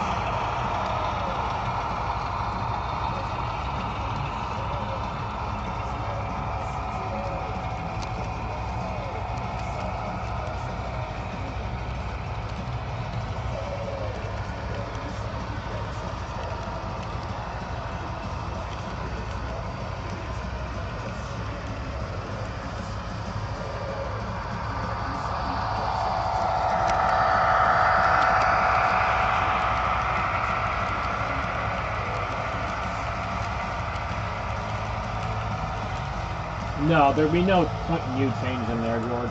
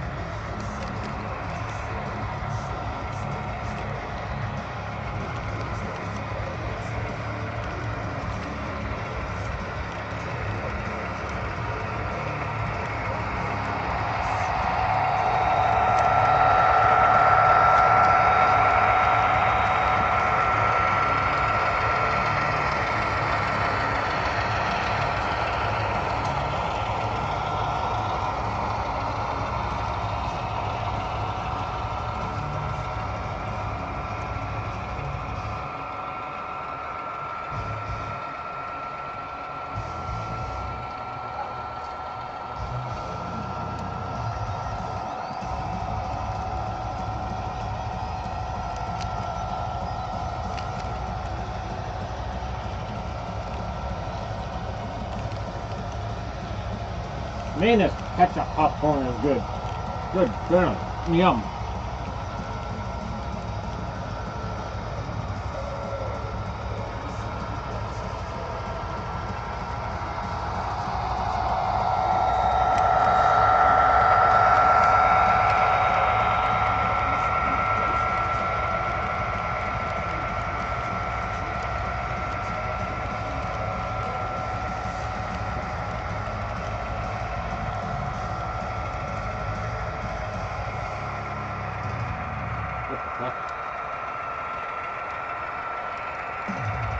I almost ate hair. That was close. I don't want to eat hair.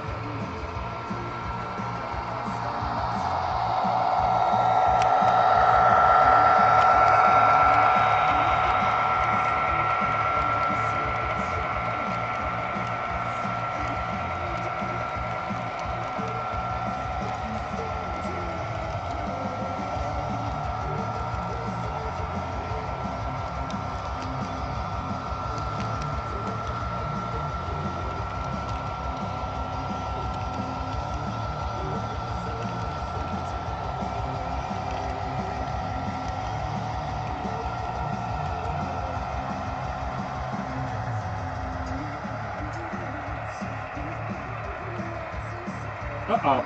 Collision. Slow down, DCL. Trying to speed match again.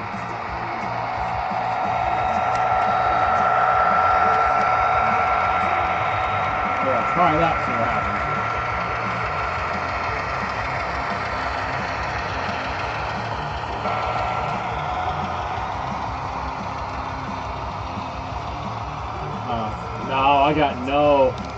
No, I know nothing about helixes. Other than I've seen a couple online and they look really cool.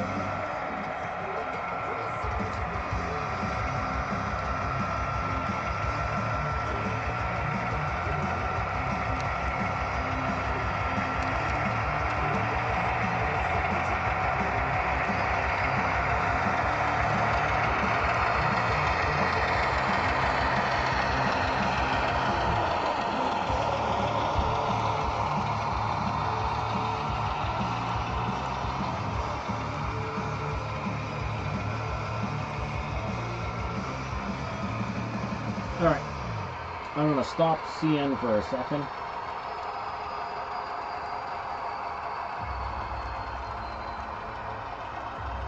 And I gotta use the washroom again. I'll be back. That's why I'm stopping those two.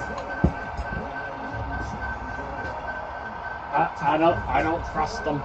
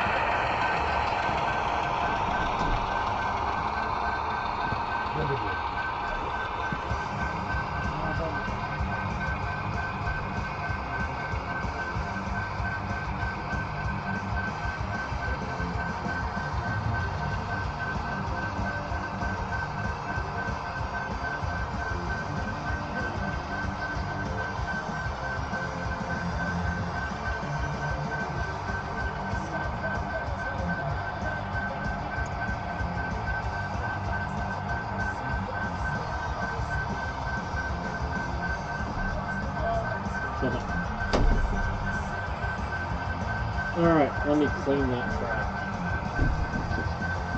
See if I can clean that switch.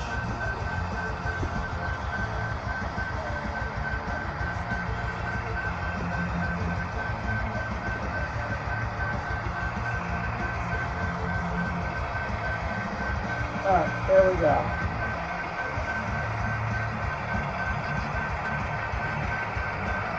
Let's knock that pole over.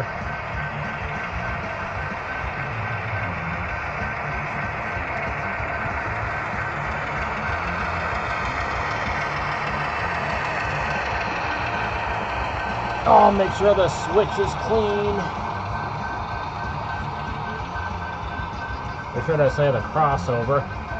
Because it's a single crossover.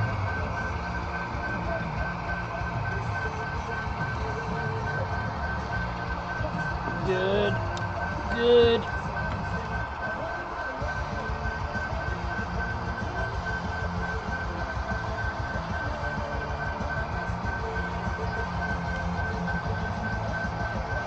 Alright, that should be fine.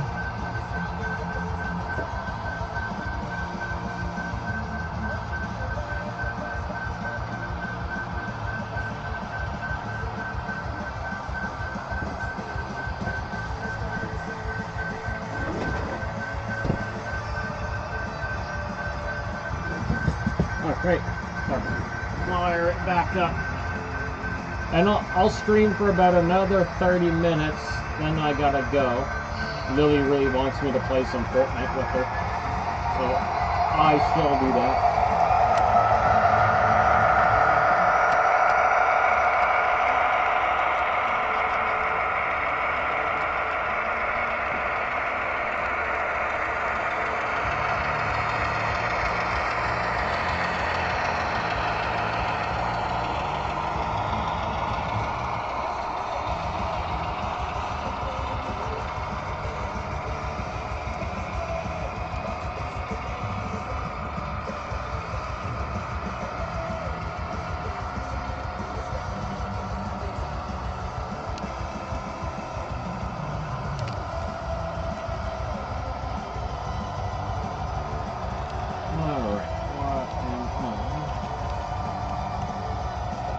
There we go.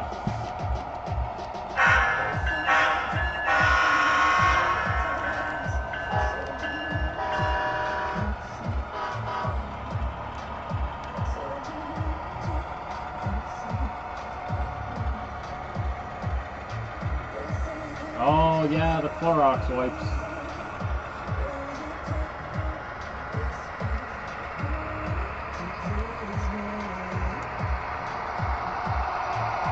Good old Clorox wipes.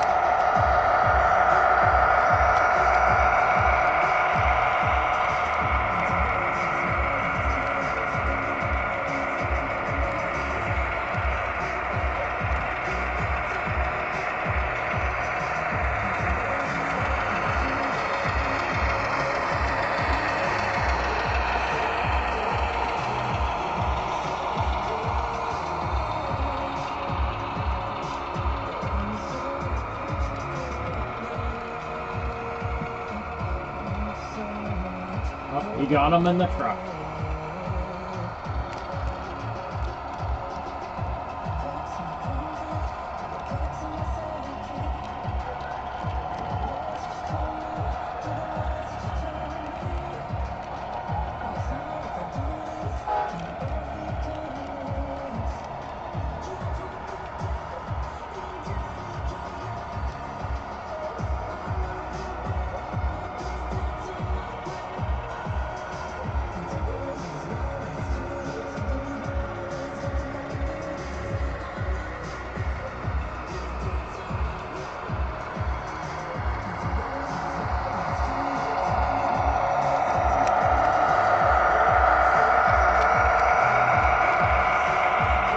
Oh, maybe I might get lucky and find a BC rail caboose at the train track.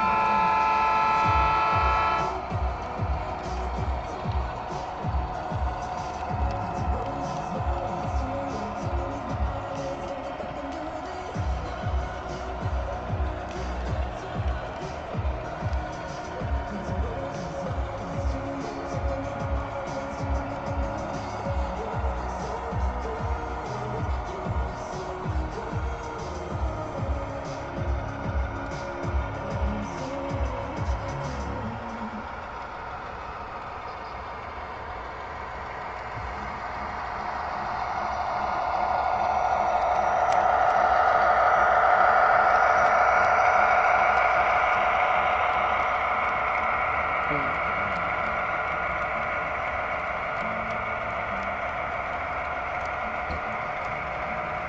tomorrow I gotta remember to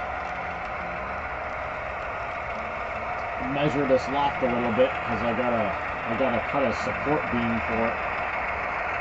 Oh, and that lowerings this weekend.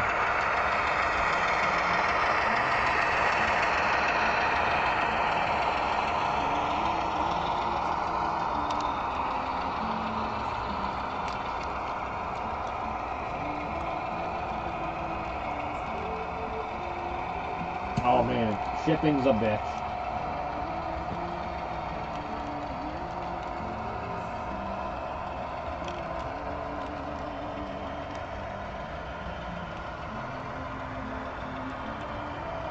Shipping be no fun.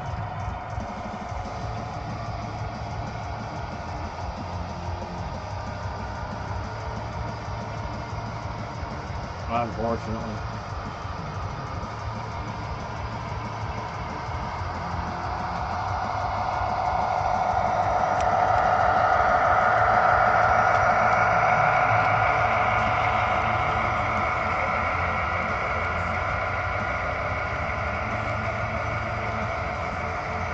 But I mean, they also can't ship for free either. I mean, even Amazon, you have to pay, you have to have the subscription to get free shipping. And even then, there are some things that are not free for shipping. It's,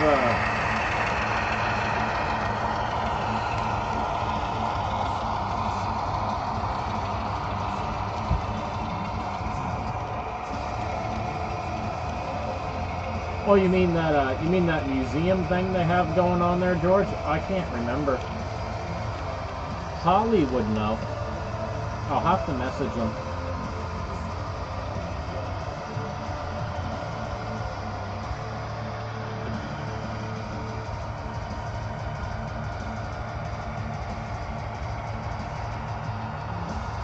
The Amherst train show is March 21st.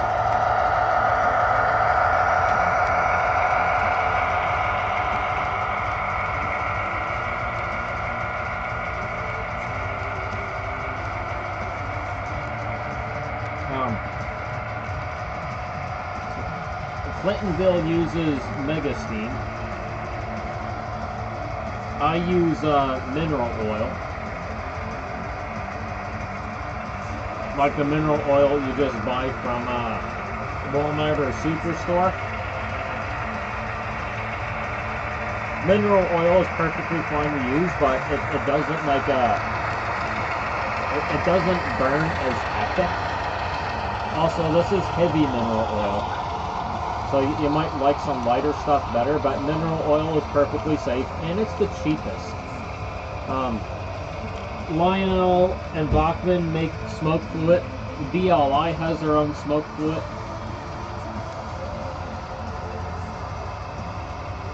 But Megasteam apparently is really good.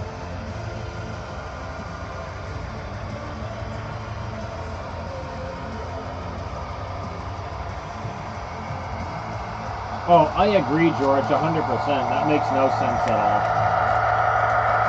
That's crazy. Yeah, shipping something that's so light should not be as much as it is.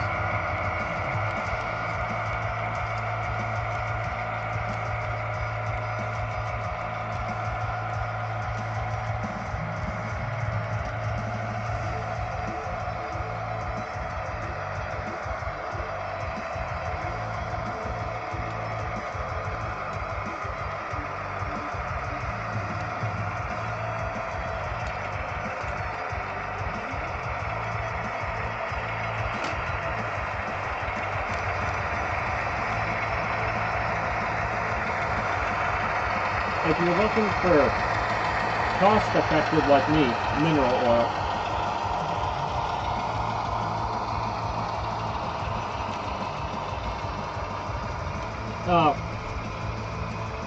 Bachman.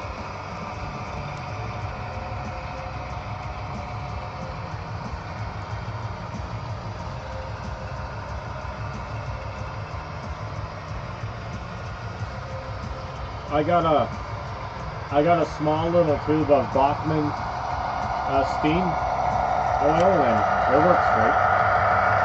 It burns a lot better than it burns a lot thicker than the mineral oil.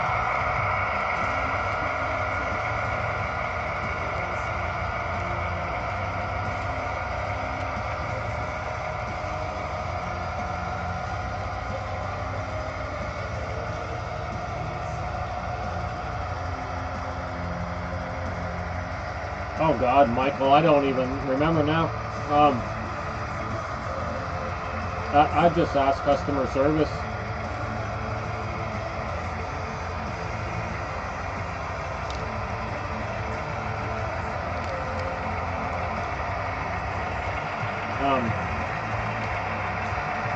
And try and, if you can, try and get like a lighter mineral oil. Mine's a little thick, harder to burn.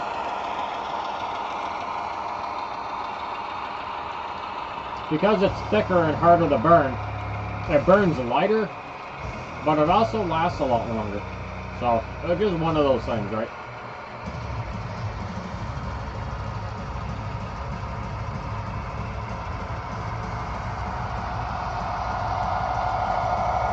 You can also, yeah, exactly.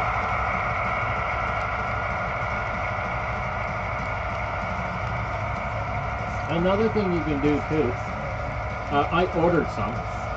Keep an eye on Amazon and wait for the Bachman smoke fluid to drop in price, and then grab it. Like I say, I got a little tube of Bachman smoke fluid, and it works really good. Good enough to the point where I waited for the drop in price on Amazon, and then it's like you're free shipping, right?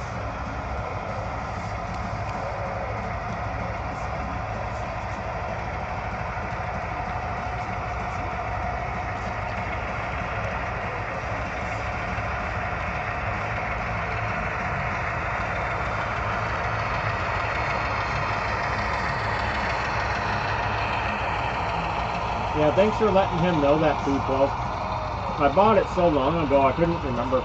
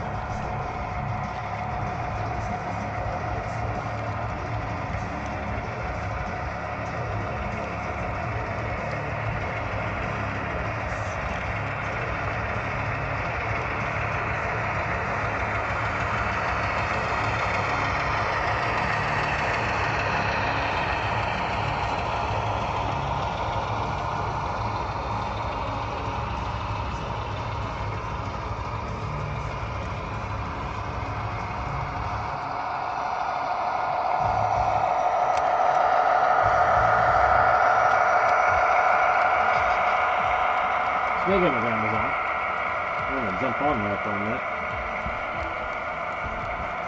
to see what did drop in price. Nothing I want.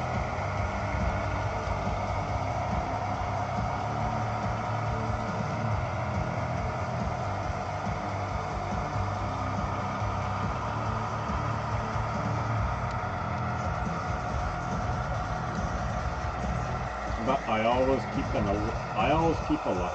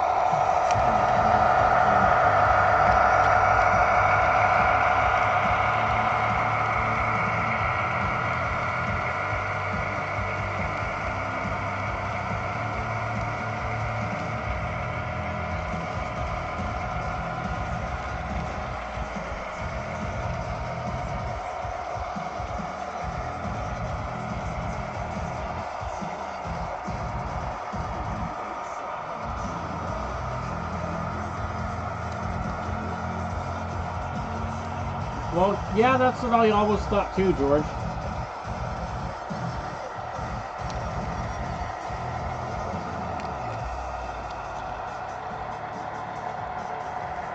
And that's what I ordered off Amazon. I won't buy the Mega Steam because it's like $20 shipping. So it's like $20 to $30 for a dinky little bottle. And then like $20 shipping. There's no way it costs $20 to ship that.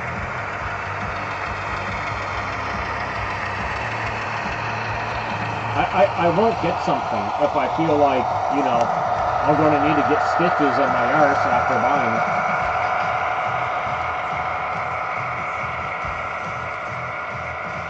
Mothman.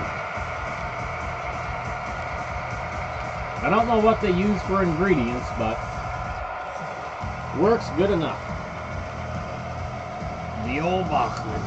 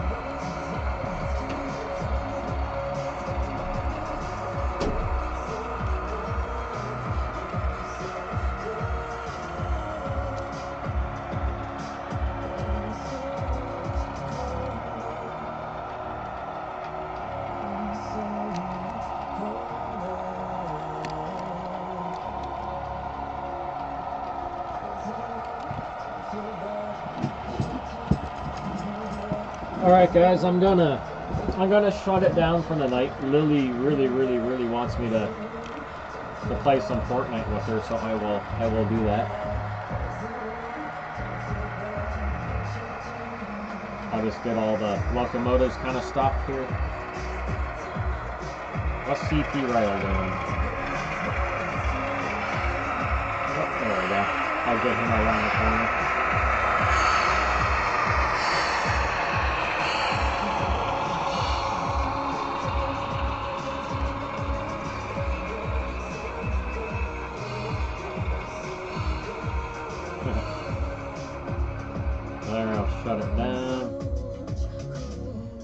All right, I'll say good night in the chat.